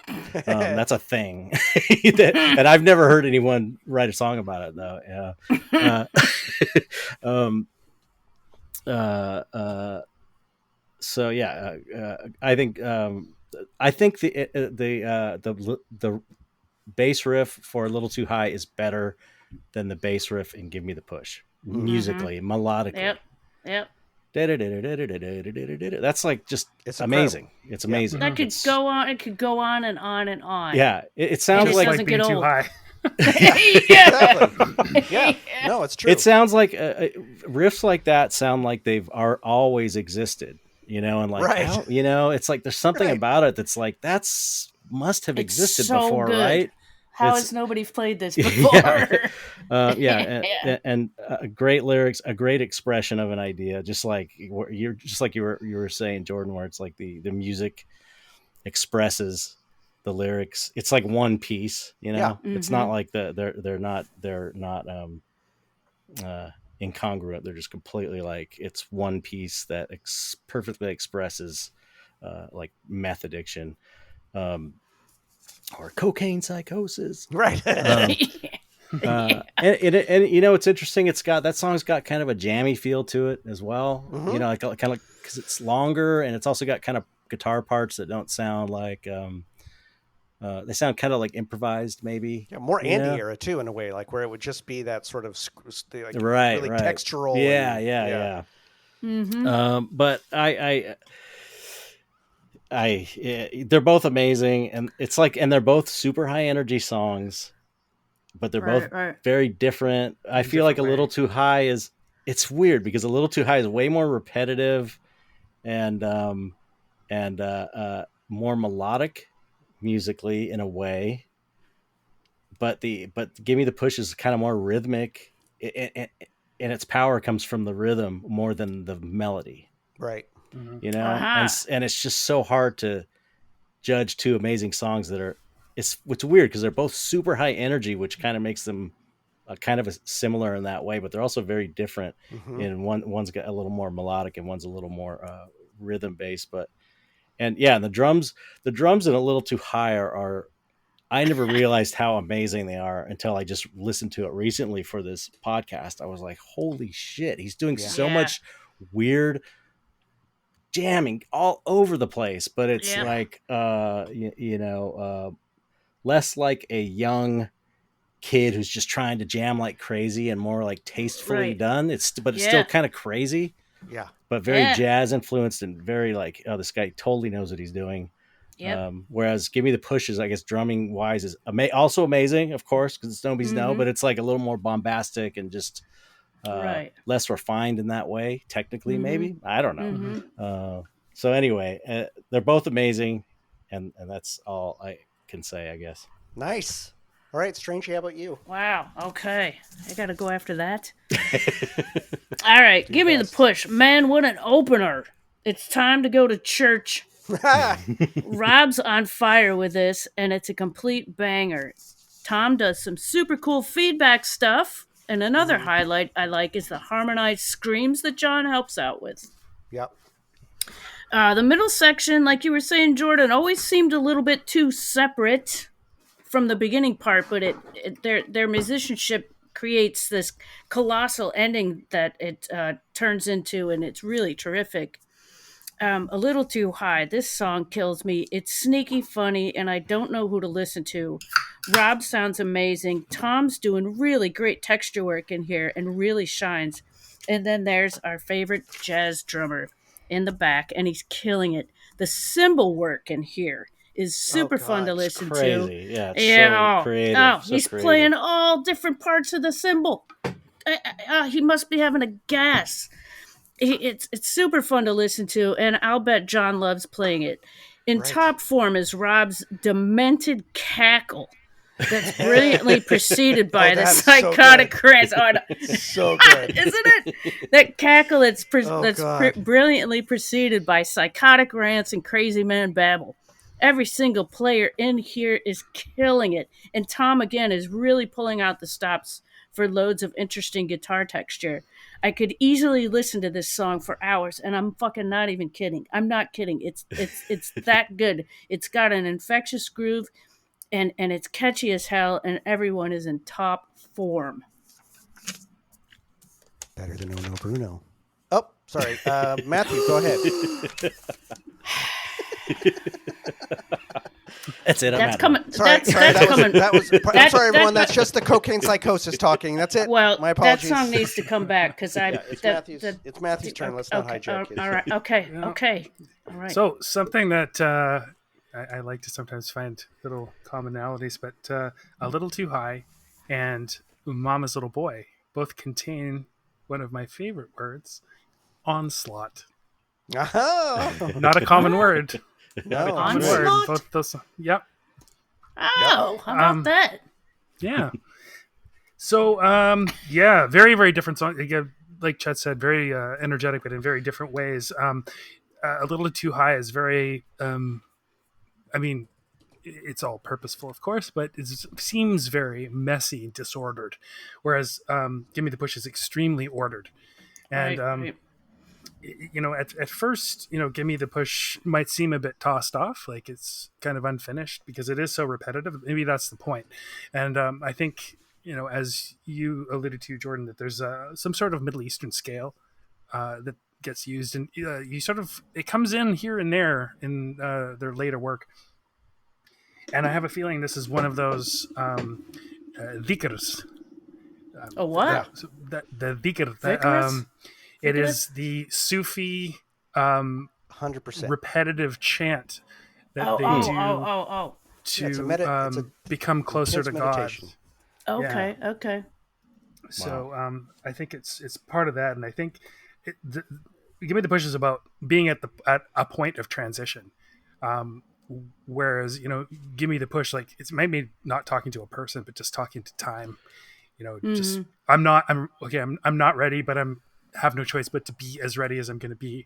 I'm going. I'm not going to be fearful. I'm just going to go. I'm going to trust God. I'm going to trust the universe, whatever it is that you submit yourself to.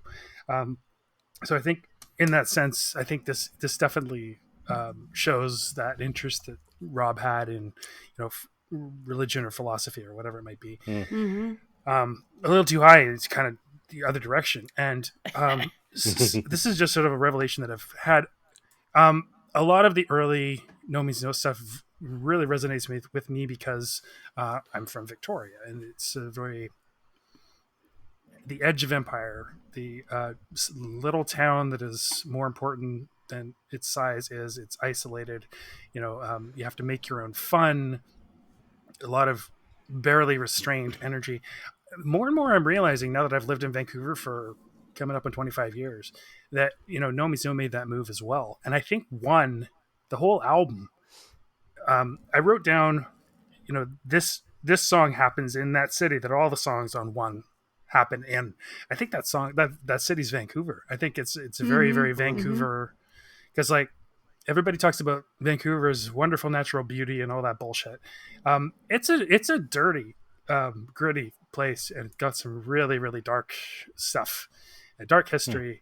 You know, a lot of really difficult things continuing to go on, and I think a lot of it reminds me of getting back to stuff that listening to Chet's podcast reminded me of. Lucid dreaming and being able to revisit your dream environments.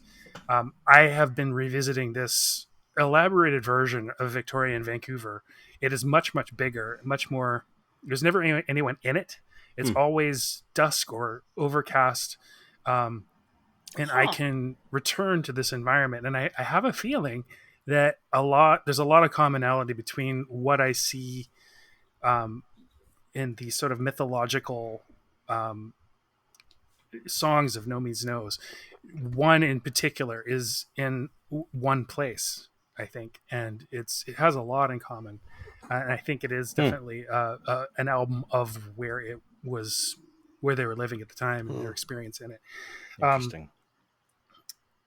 This is very much, I think, the inside of Rob's head. I don't think that you know, any member of No Means No is a real big psychedelic, inside of hippie, Rob's druggy head. type, but I think they all have experience with it. They certainly know. Maybe they got past it. I know they were sick of it. A lot of their stuff is not fitting in with the scene and not, you know, doing exactly what everyone else is doing. But this is very much when you're in that track, when you're on that track, and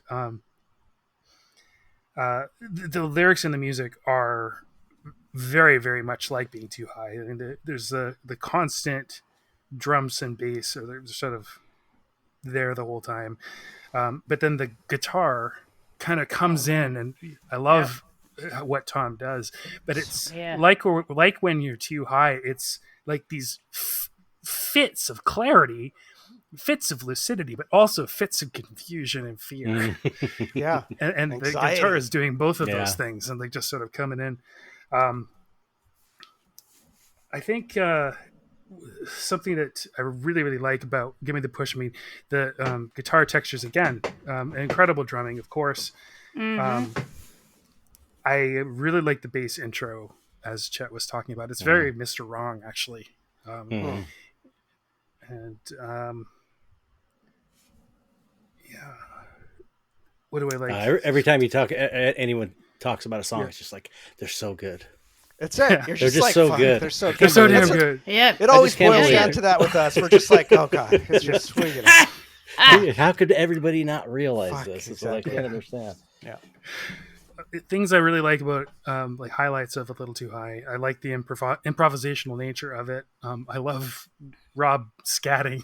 Oh, It's God. fucking hilarious. I love the line. You see frost on my breath through my phony frozen smile. Yeah, there's so many great lines in that song. Oh God. So good. incredible. Yeah. You know, it's like if you compare "Give Me the Push" and A Little Too High, it's like A Little Too High has way more amazing lines in it. Oh yeah. Yeah. Since we are comparing the two, you know Right, what I mean? right. Yeah. It's got some incredible lines in it, crazy lines. Crazy delivered too.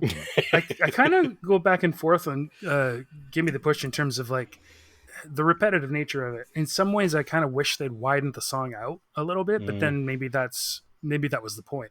So it's kind of hard to Right. Yeah. lodge that as a criticism. Things low lights, I suppose, of A Little Too High. I don't like where he goes blah blah blah ha ha ha very much. I like that. I find the ending is a little abrupt as well.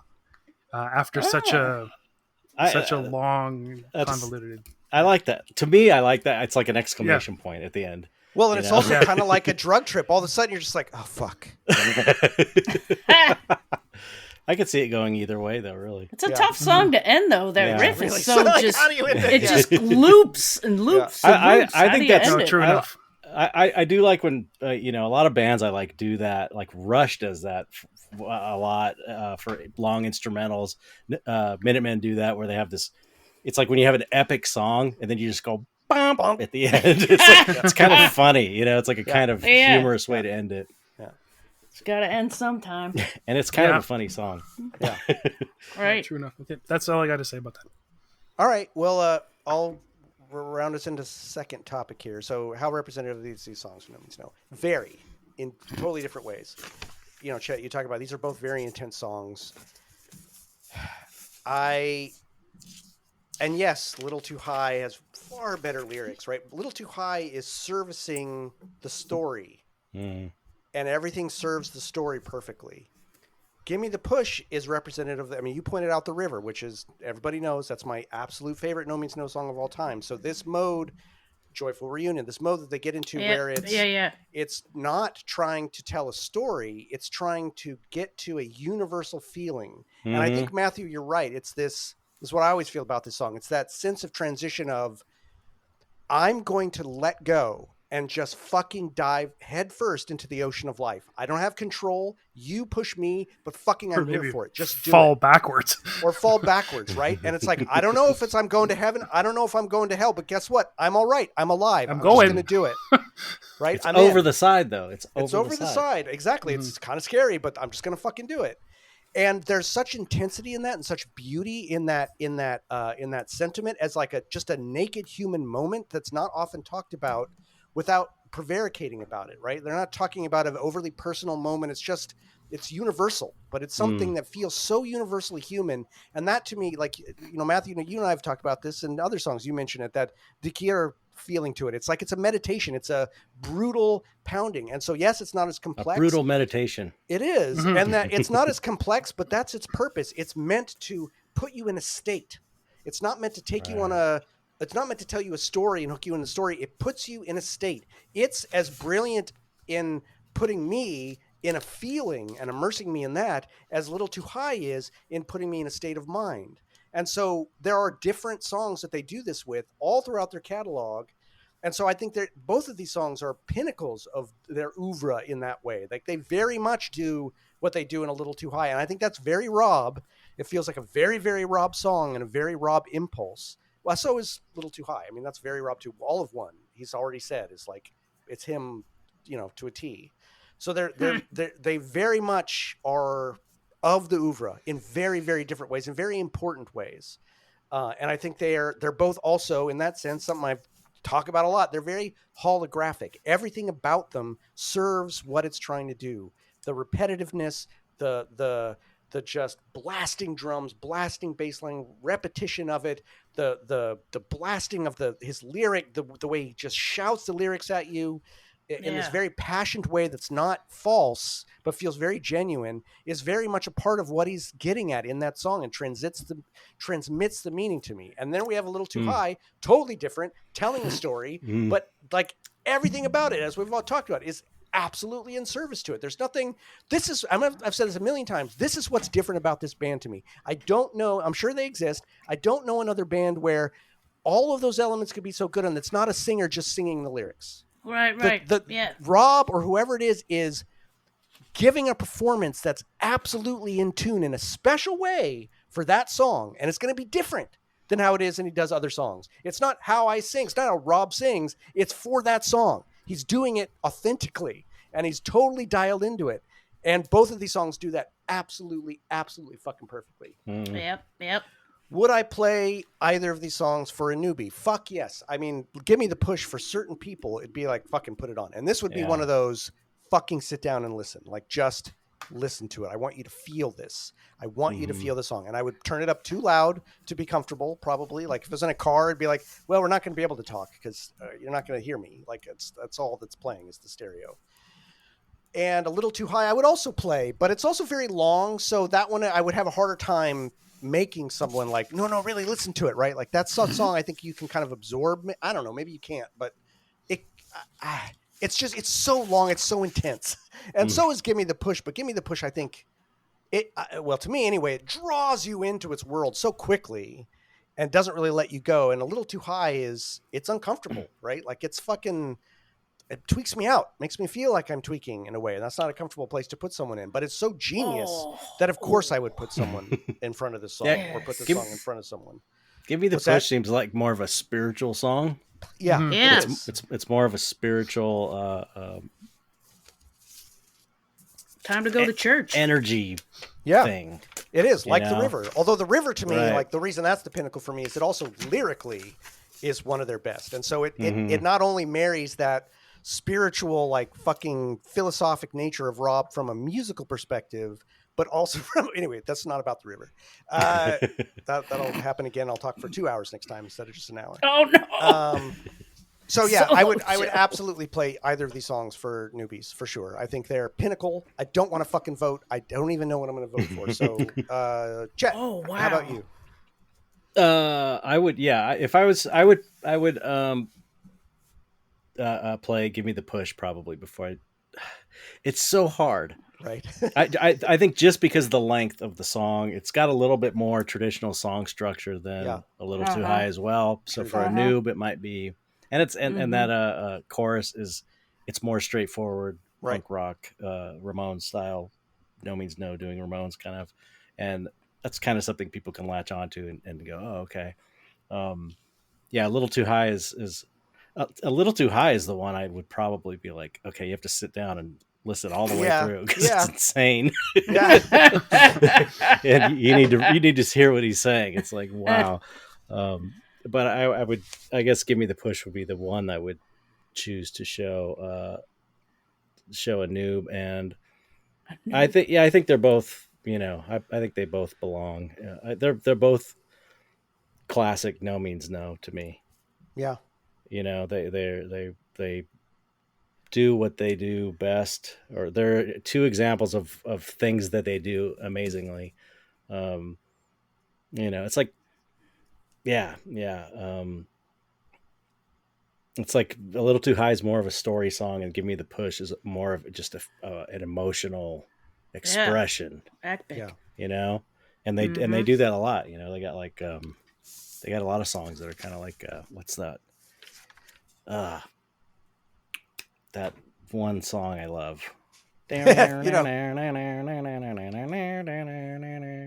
Lost. Oh, Lost. Ah, Oh, fuck. yes. Oh You know. yeah, we just did that one last That's like week. you know a story, like a science Yeah. fiction story kind of Yeah. song. Absolutely. And then you've got the ones like you know like Give Me the Push and The River and Right. Victory Yeah. and Same stuff that are just type like stuff. more spiritual and emotional and an expression that's more gets you in a kind of in a deeper way, I guess. Yeah. Nice. All right, Strangey, how about you? Okay. My fucking papers are not serving me well here. Speak from the heart. I'm gonna speak from the heart Force and tell you that my papers Use the force. are not good. Okay. Give Me the Push. Is this top no means no form? Yes, it is. But oh hell yes. It's slotted into their bunch of songs that you guys were all saying rely on the loud, the bitter, the bombastic, the in your face. These are always good ones indeed, but for me the true gems have a bit more musical intrigue to them. That means anything, if I can say that without sounding like a douche. Don't get me wrong, it indeed kicks ass and deserves a good chunk of ultimate respect. Would I play this for somebody? I don't know. I don't know if it has what I would want to play for somebody if I wanted them to hear this band. Interesting. I've got I've got to select Yeah, I get it. I've got a list of stuff to play for people who want to know why I have a tattoo and wear Sure. the hoodie every Yeah, day. of course. Wear the fucking hoodie every day, and I don't care. I wash it, so whatever. Let me see. Little Too High. Is this no means no? Hell yeah. It's not as aggressive as their earliest stuff, but the passion, feeling, and recipe is there for the tasting. Would I play it for somebody? Absolutely, especially to show off Rob's talents, like you said, Jordan, of matching the vocal delivery to the music. And it's setting up a great ride on the crazy train to cool. Fuck yeah. Crazy. Nice. All right, Maddie, you. What about you? Yeah. I don't think A Little Too High is particularly representative musically in some ways because it seems kind of disordered, but it is scary while it's being funny. And that is it's very one, and it's very no means no. And it's got that riff. That riff is so no means no. It's Totally, That main absolutely. riff is very no means no. Yep. Absolutely. I suppose you're right. You know, it's like there's a solid core, and then there's sort of some weird tumbling chaos. It's almost like it comes comes in like from a the dip back outside. to the sex mad era in a way, right? Like that. Yeah, yeah, Oh, no, yeah. That's a good That's a good point. there. Yeah. Mm-hmm. So yeah, in that I guess it is pretty representative. Give Me the Push. Yeah, it's yes in that it shows their chops. Maybe no because it's not got so much going on in the lyrics. But again, that might have been the purpose of it. That whole Sufi angle. I don't know how super important either of these are in the. I don't know that a lot of people would put these in their top 20, much less their top 10. Not sure. Give Me the Push never made much of an impression on me listening on the album.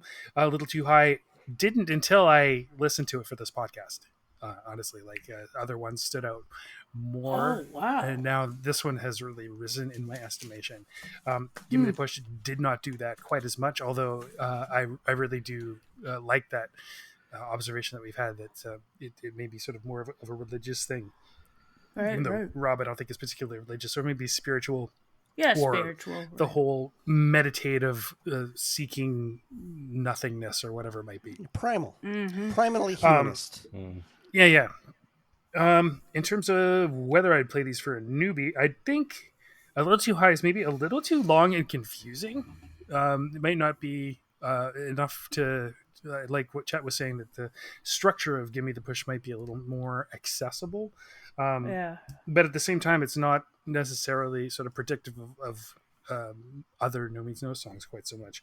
But yeah, A Little Too High is maybe a little weird, chaotic, scary, a to little too start high. off with. Yeah. So I don't know that I'd play either of these for a newbie until I thought you had to already choose got the hook in between 'em. one.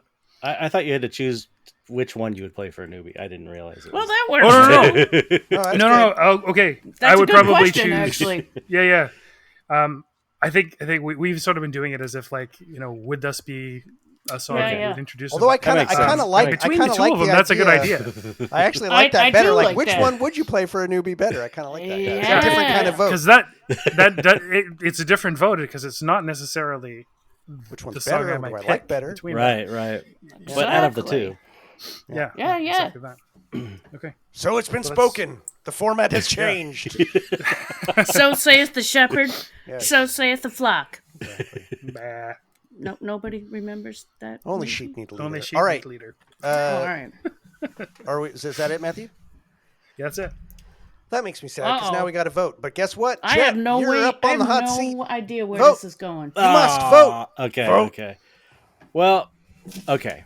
I had a little too high as the one I was going to choose, and I had such a hard time with this. I feel like they're both like equal songs in a way, And like I said, where one thing, like where maybe "Give Me the Push" is lacking on the lyrics, a little too high's got better lyrics. "Give Me the Push" has more of that, that power. Yeah. But hearing you guys talk about "Give Me the Push" and interpreting it more, like I didn't really get the lyrics until you said that it's more of their more of an emotional expression and kind of primal, vague on purpose, vague because it's just this expressing a feeling, and it's like now I'm kind of like doubting. It's really hard. It's really hard, man. This is a hard one. Look at his face. But also remember, it means nothing. Our votes mean nothing.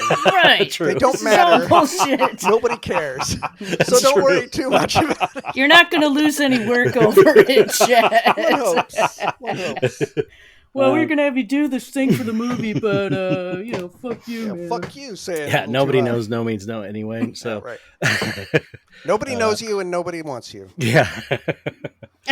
Let's see. Do you want to pass and come Nope, back? there's no passing. Oh, all right. I thought we could we be can nice. let him nice come in at the guest. end. I mean, I, he you has know, to- okay. Nope. I'm gonna go with "Give Me the Push" as the winner because I really Whoa. do. It really does have that visceral. It's more like magic.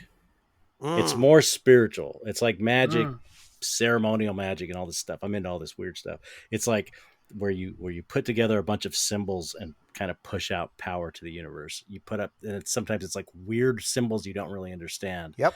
But they are time tested, and they work if you do it. And it's like "Give Me the Push" is kind of like music as magic. It's like putting these vague notions and feelings lyrically that don't necessarily give you a super clear idea of what it is, but with the music and the intensity of the music, it creates like a big energy field or something. Sonic boom. Yep. Yeah, like a sonic boom, exactly. Yeah, to speak Yeah. your That's- to speak your language, it's almost for me like a little too high. It's a little bit too Crowleyan. It's a little bit too like by the. yeah. It's like it's spelling everything out into a ritual that you got to follow, and it's very tight and shit.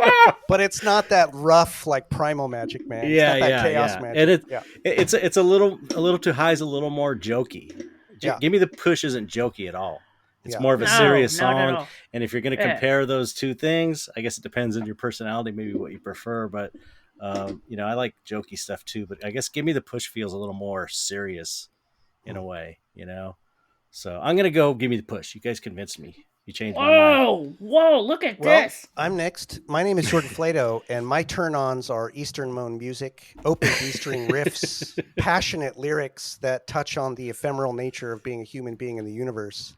Therefore, my vote is unequivocally for "Give Me the Push," which I love a little too high. I don't like this vote at all. But "Give Me the Push," "Give Me the Push" means something to me. A little too high, I really enjoy and appreciate. "Give Me the Push" speaks to a part of me that is not linguistic. It's not in my head.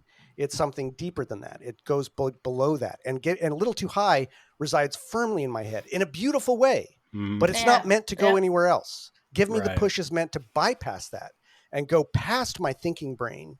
And that's why I was talking about how when it wraps my attention, it's because it's not trying to get the can't stop talking part of you. It's going past that, and it does it so successfully. And that's so rare for me in music that people are able to capture that I cannot pass it up. I can't say, no, fuck it. Like, no, I can't. And that was the first time I listened to this album. I'm like, fucking hell, what is this song? And played it like 2 or 3 times in a row because I couldn't believe what it was doing. So 100% Give Me the Push. Man, you're feeling it. Out of the 2 songs, only one would maybe make you cry. Yeah. A Little Too High is not going to make you cry. It's going to make you laugh. It's going to make you laugh till you cry, though. I'll tell you that. Yeah, true. It's going to make you laugh till you cry. But Give Me the Push has the potential to make you make you cry in that way that great music does. I think. Yep. All right. But they're both amazing. They're amazing. What's your vote? I have a feeling we're going to be rolling the dice. Who's next? It's you, Strangy. Well, goddamn it, I'm going a little too high. I think every single one of these fuckers is on top. God, they are. Including Tom. Yeah, the drums. I forgot the drums. And the drums, they're so amazing. The goddamn drums. God, it's also fucking an drums. embarrassment of riches. No, and Rob is so good. So entertaining to listen to in this. So good. I know. I could listen to this. This could be another 10 minutes longer and I'd still fucking love it. Yeah. Because when I love something, I really love it. So that they could just keep going with his shit. Yeah, you're not wrong. But Tom, I'm so proud of Tom. He's just doing it. Everything he's doing sounds fucking fantastic. And then John back there. Oh my God. Hey, it's incredible. Wait, Strangey, a quick question for you. What if Ono Bruno was another 10 minutes? Would that be awesome? Or... Yeah. Oh, okay. I thought I was going to catch you. And I didn't. No, hey, just fucking no, being an asshole. shut the fuck up for a second right now. It's Ono Bruno kicks ass. In this room, we have a Minutemen fan, and there's nothing better than somebody 100%. coming in there, kicking you in the nuts, and 100%. leaving the room. No, you're right. Just like, I don't want to. what the fuck was that? I've had some fun with I it. love the Minutemen. I fucking love the Minutemen. Excellent. Yeah. Oh my God! I could be on a podcast about them too. I'll tell you. Okay, so we got a fun, Devo one and a Minutemen one. Yeah. Start. Oh my God! I love the Minutemen. I just Ono Bruno everything slays. about them. I'll just say it. No, Just get that Ono out Bruno's got to come back. But yeah, A Little Too High. Just think about every single one. All right. Everything those fucking guys are doing in that. 2-1, Matthew. Matthew, You're in the do the right thing. catbird seat. Matthew, do the right thing. Don't influence this fucker. I don't think he's going to his do own the man. right thing. He's I his own know. Yeah. Well, as I said, neither of these songs I paid much attention to in the beginning, but A Little Too High has risen a little higher than Give Me the Push. So you got to get out that fucking four-sided die, dude. Oh my God! No, come There it on, is. come on. Tiebreaker.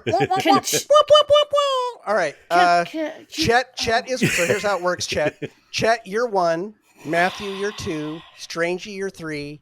I'm 4. I'm going to roll this dice, and whatever one I roll, whatever number, that person's vote's discarded.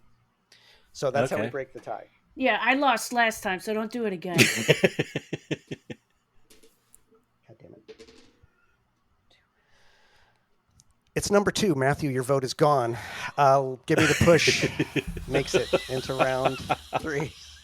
Can I see that? Can you put the camera down? Liar. I want to see it. Yeah, okay. Well, Right there. why don't you get a regular Look, there's dice? even a That doesn't mushroom in prove there, so anything. even the dice is a little too high. It was trying to vote with you, but Matthew can't have his vote not it is. count. Matthew's meaningless in this vote. Everything he said is nil. As a matter of fact, I'm going to go back and post-production edit out his entire part. No, So we don't won't, you even, dare! we won't even hear what he had to say about it. Oh, He's been God. negated. No, that's not true Don't because they're fucking you rocks. dare! No, that was not easy though. Like I know. I know. mean, yes, in a certain sense, it was for me when I really got down to the end of it. But I didn't know I was going to vote in the beginning, and both of those songs are so fucking good. Yeah. They're Yeah. so good. Yep. They're amazing. But for me, it just came down to like that's why The River's my favorite. That mode of No Means No is what speaks to my soul with this band. Right. That But I makes sense to so your vote appreciate the other side of it too. Mm-hmm. And Little Too High is just. I will say this. People do not give this song enough credit. People should be whenever people talk about this band, this song should come up as like, oh, that fucking song. But I don't know, people hardly ever talk about it. Oh, Rob's just fucking insane in this. Everybody is. I'm Everybody is. I'm kind of with Matthew on both of these songs. It's like I like every No Means No song. So, I like them all. There's not, I can't think of a No Means No song I don't like. But these two weren't on my, top tier list of favorites, either of them, but I liked them both. And, but listening to them preparing for this, it was like, fuck, these are both so amazing. Yeah, it's like, I wasn't listening closely enough, because there is a lot of subtlety, especially in A Little Too High. There's a lot of subtle, all that drum work is just that like, drum work is it's sick. crazy. It's incredible. Yep. It's incredible. And it's fun actually for either of these songs, but especially A Little Too High. Sometimes I'll do this, go into the song, okay, this time I'm really just going to listen to the guitar. I'm just going to focus on it and not get carried away. And then it's hard to do, but I always discover something like, oh, fuck, I always get distracted by the drums in this part. Listen to Tom. Right. It's crazy. Yeah. Well, fuck everybody. We're gonna let it's Chet. No, we're going to for sure. I just wanted to round up what we're gonna do. We've Gimme the Push got pushed into the body bag for the next round, and A Little Too High had a huge fucking overdose with Mama's Little Boy over there in the corner, and he's gonna be a corpse, unfortunately, in the outer darkness. But listen, we want to hear, Chet, where people can find you, first of all. And also, I know you have a event coming up pretty soon with Mitch Horowitz. Totally fucking jealous. Wish I could go see this. Love Mitch. Loved the most recent episode of the podcast you did with him. That was fucking great.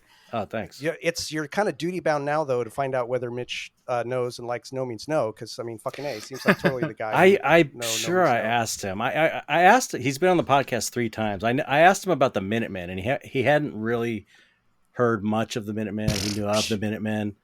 I think he's more like a hardcore guy, Dead Kennedys type. But he's got it. You gotta. I'm pretty sure I told him about everybody that I meet that I like that hasn't heard No Means No. I always just send them wrong. I'm like, just listen to this album. I do it every fucking time. I do it. It's like kind of embarrassing, really. Yeah, no, it's not. It's a good tick to have. But outside of all that, I want you to tell people like where they can find you, where they can see your fucking amazing art, and talk about this event, because I think a lot of people would love to show up and see this. Yeah, I'm Chet Zar, ChetZar, pretty much everywhere on Instagram, chetzar.com. Or Zed, for those of you in the Commonwealth. That's right. The Zed. I've never said that. ChetZar. Oh, you should do that and fuck with people. Do it. It's cool. Let's see. I've got a Patreon. I got a Patreon, which is patreon.com/ChetZar, and that's like I put everything I'm working on every day. I post it up there. I have time lapses and all kinds of stuff on there. Oh, cool. And I've got a podcast called the Dark Art Society Podcast, where I interview dark artists, regular artists, occult people, spiritual people, all kinds of different stuff. Just stuff I'm interested in. And that's if you search darkartsociety.com or Dark Art Society Podcast, that'll come up, and it's darkartsociety.com. I started a YouTube channel this year, so trying to build that up, so it's on YouTube. Also, let's see. That's. I mean, if you search Chet Zar, you can find me. I'm pretty online. You're all over. Pretty online. There's skulls, there's fucking fangs in the back. I love it. Oh, this view is like amazing. It's too bad we're not recording video for the show. We're not doing that yet. Like that skull is fucking sick. Do you have any spiders? I love spiders. I'm sure I got spiders. And black cats. Yeah. You gotta have the black kitty cat. I got so much stuff around. No, it's great. All right. I got a smaller one of those. So the event is at Philosophical Research Society, which is this really amazing, spiritually occult kind of oriented bookstore event space. It's just like a little compound that was started, I think, in the 40s, and it's in in Los Feliz area of LA, kind of. I think it's sort of northeast of Hollywood. But it's really cool. You can't miss it when you drive by. It's got a big, like a sphinx, I think, on it, statue. Mhm. It's super cool. Really good vibes there too, and good people that run Yeah, it. that's cool. And so I'm doing on Wednesday I don't know when this is going to air, but Wednesday, in case it airs before next Wednesday, which is Wednesday the 20th at 7 p.m. I'm doing a short presentation of my artwork and talking about my career. And then Mitch and I are going to kind of discuss dark art and how it relates to spirituality and stuff like that, and just kind of have a conversation. So that should be great. And then Mitch has a book signing Yeah. What's 2 days what's later. that Mitch guy's last name? I'm gonna Horowitz. look this dude. Colt Mitch. Horowitz. Oh, Horowitz. He's great. Mitch Horowitz. And unfortunately, this episode's going to drop after that. So this will have already Okay. happened. Yeah, So- one I'll- day but I'll after. tell you what we're going to do. We're going to let people know that on the various socials that we're on, that you're going to be Oh, an cool. upcoming guest, and we'll Yeah, talk yeah. about that. Hook We'll 'em up. mention and if I can find a link to it, we'll put a link to it so that Yeah, in advance I people could send know you about it. links. Yeah, and everything. please do. Cool. And anybody like who hasn't, I mean, I think a lot of people who may not know if they don't know your name, have seen your art. So anybody who's Mhm. listening to this, you need to go at least just Google immediately Chet Zar, or go to chetzar.com and see the work. It's Google my absolutely- name is probably yeah, the best way to do It's it. fucking incredible, and thank anybody who's a fan of this band is going to just go nuts for this artwork. It's funny is Rob was, I never met the band, but Rob was, I think one of the I don't remember if I was seeing the Hanson Brothers. It might have been a Hanson Brothers show, because I saw the Hanson Brothers before too, or if it was a No Means No show. But he was out in the van, and I saw him sitting in the passenger side, and he was parked. And I was just kind of starting my art career, so it's probably like, I don't know, I was probably like 7 or 8 years into it at that point, and I was still trying to hustle. And I saw him, and I'm like, fuck, I don't want to be that guy and bug him. But I have to do it. It's like once in a lifetime. And so I'm like, I knocked out the window. He's on his laptop writing music, like that kind of techno music he's doing. Or he was doing. All right. Yeah. Yep. And I was tapped on the window, and he like kind of looked at me and rolled down the window. I was like, I'm an artist. This is my card. If you ever need any artwork for your album, I'll do it for free. And I just gave him my card. I'm sorry to bug you. And that was it. He's like, okay, thanks. That was the closest I ever got to No Means No. Oh, that's incredible. Yeah, That's yeah. incredible. So that would be Wow. a dream to do anything with No Means No, any kind of artart. I don't know if it's Oh, suited God. to them, but some Oh, of I it think might so. be. I did think stuff so. I did it Suit you, sir. for the Invasives. I did it because I love them. Oh, that's too. right. I Oh, did fuck an yeah, that's I right. let them. I basically was like, go look at my website and whatever you want you can use, because I love your I music so forgot much. about that. And so No shit. they used it They've for been on the podcast. We interviewed them. Yeah, I saw Yeah, that. yeah. I have to hear that one. But so yeah, if I like a band, I'll hook them up. Well, that's rocks. Oh, Fucking cool. incredible. Well, any Well, I should mention that I was a friend of mine just checked in with me in the morning, and I'm like, "Oh yeah, we got this guy coming up on the podcast." Like, "Oh, your boyfriend might, because he's a big Tool fan and stuff like that. He might kind of lose his shit a little bit." And so apparently, she tells her boyfriend that you're coming on, and he just sort of wordlessly walked over to his dresser and got out a T-shirt with your art on it. Oh, nice. That's awesome. That's so cool. Wow. that rocks. Wow. Excellent. That's amazing. Well, That's wicked cool. Yeah. anybody got any final thoughts before we wrap this up? All right. I don't know. I think Chet should come back. That's Yeah, what I man. think. Chet, you were. This was Thanks so much awesome. for coming. You were fucking Yeah. great. Yeah. That was so much Anytime. fun. That was so Anytime. much fun. Have you done my politics yet? Well, we did in round 1, but I think it made it into round 2, so it'll come. It'll come back. I wow, you want in on that? really want to talk about that song. All right. 'Cause Well, when it that comes song up, is- we'll pull you in. Okay. We'll pull you in. If it works sure. out, I'm totally Oh down yeah, to do it. man, for sure. All right. Because I have thoughts about that song that I've never heard anybody else Oh, good. Well, say you're in. anywhere well, this is online. the place to do it. I looked around. I tried to find people's interpretation of that, and maybe it's obvious, and you guys feel the same got- way. But We got then something. we to- can put it against something to look political forward song to. from Michael Jackson. There To we go. sing. We got something to Right? look forward to. Well, everyone, No Means No Thing is produced and edited by yours truly, Jordan Flato. Co-hosting and amazing podcast graphics are by God. Matthew Kowalik. Shh. Michelle Strangest is our third and, of course, everyone's favorite co-host and official Foley artist. Shout out to our official mascot, Teddy. Thank you to No Means No for the use of stock taking as our intro and outro music. Wakey, wakey, eggs and bacon.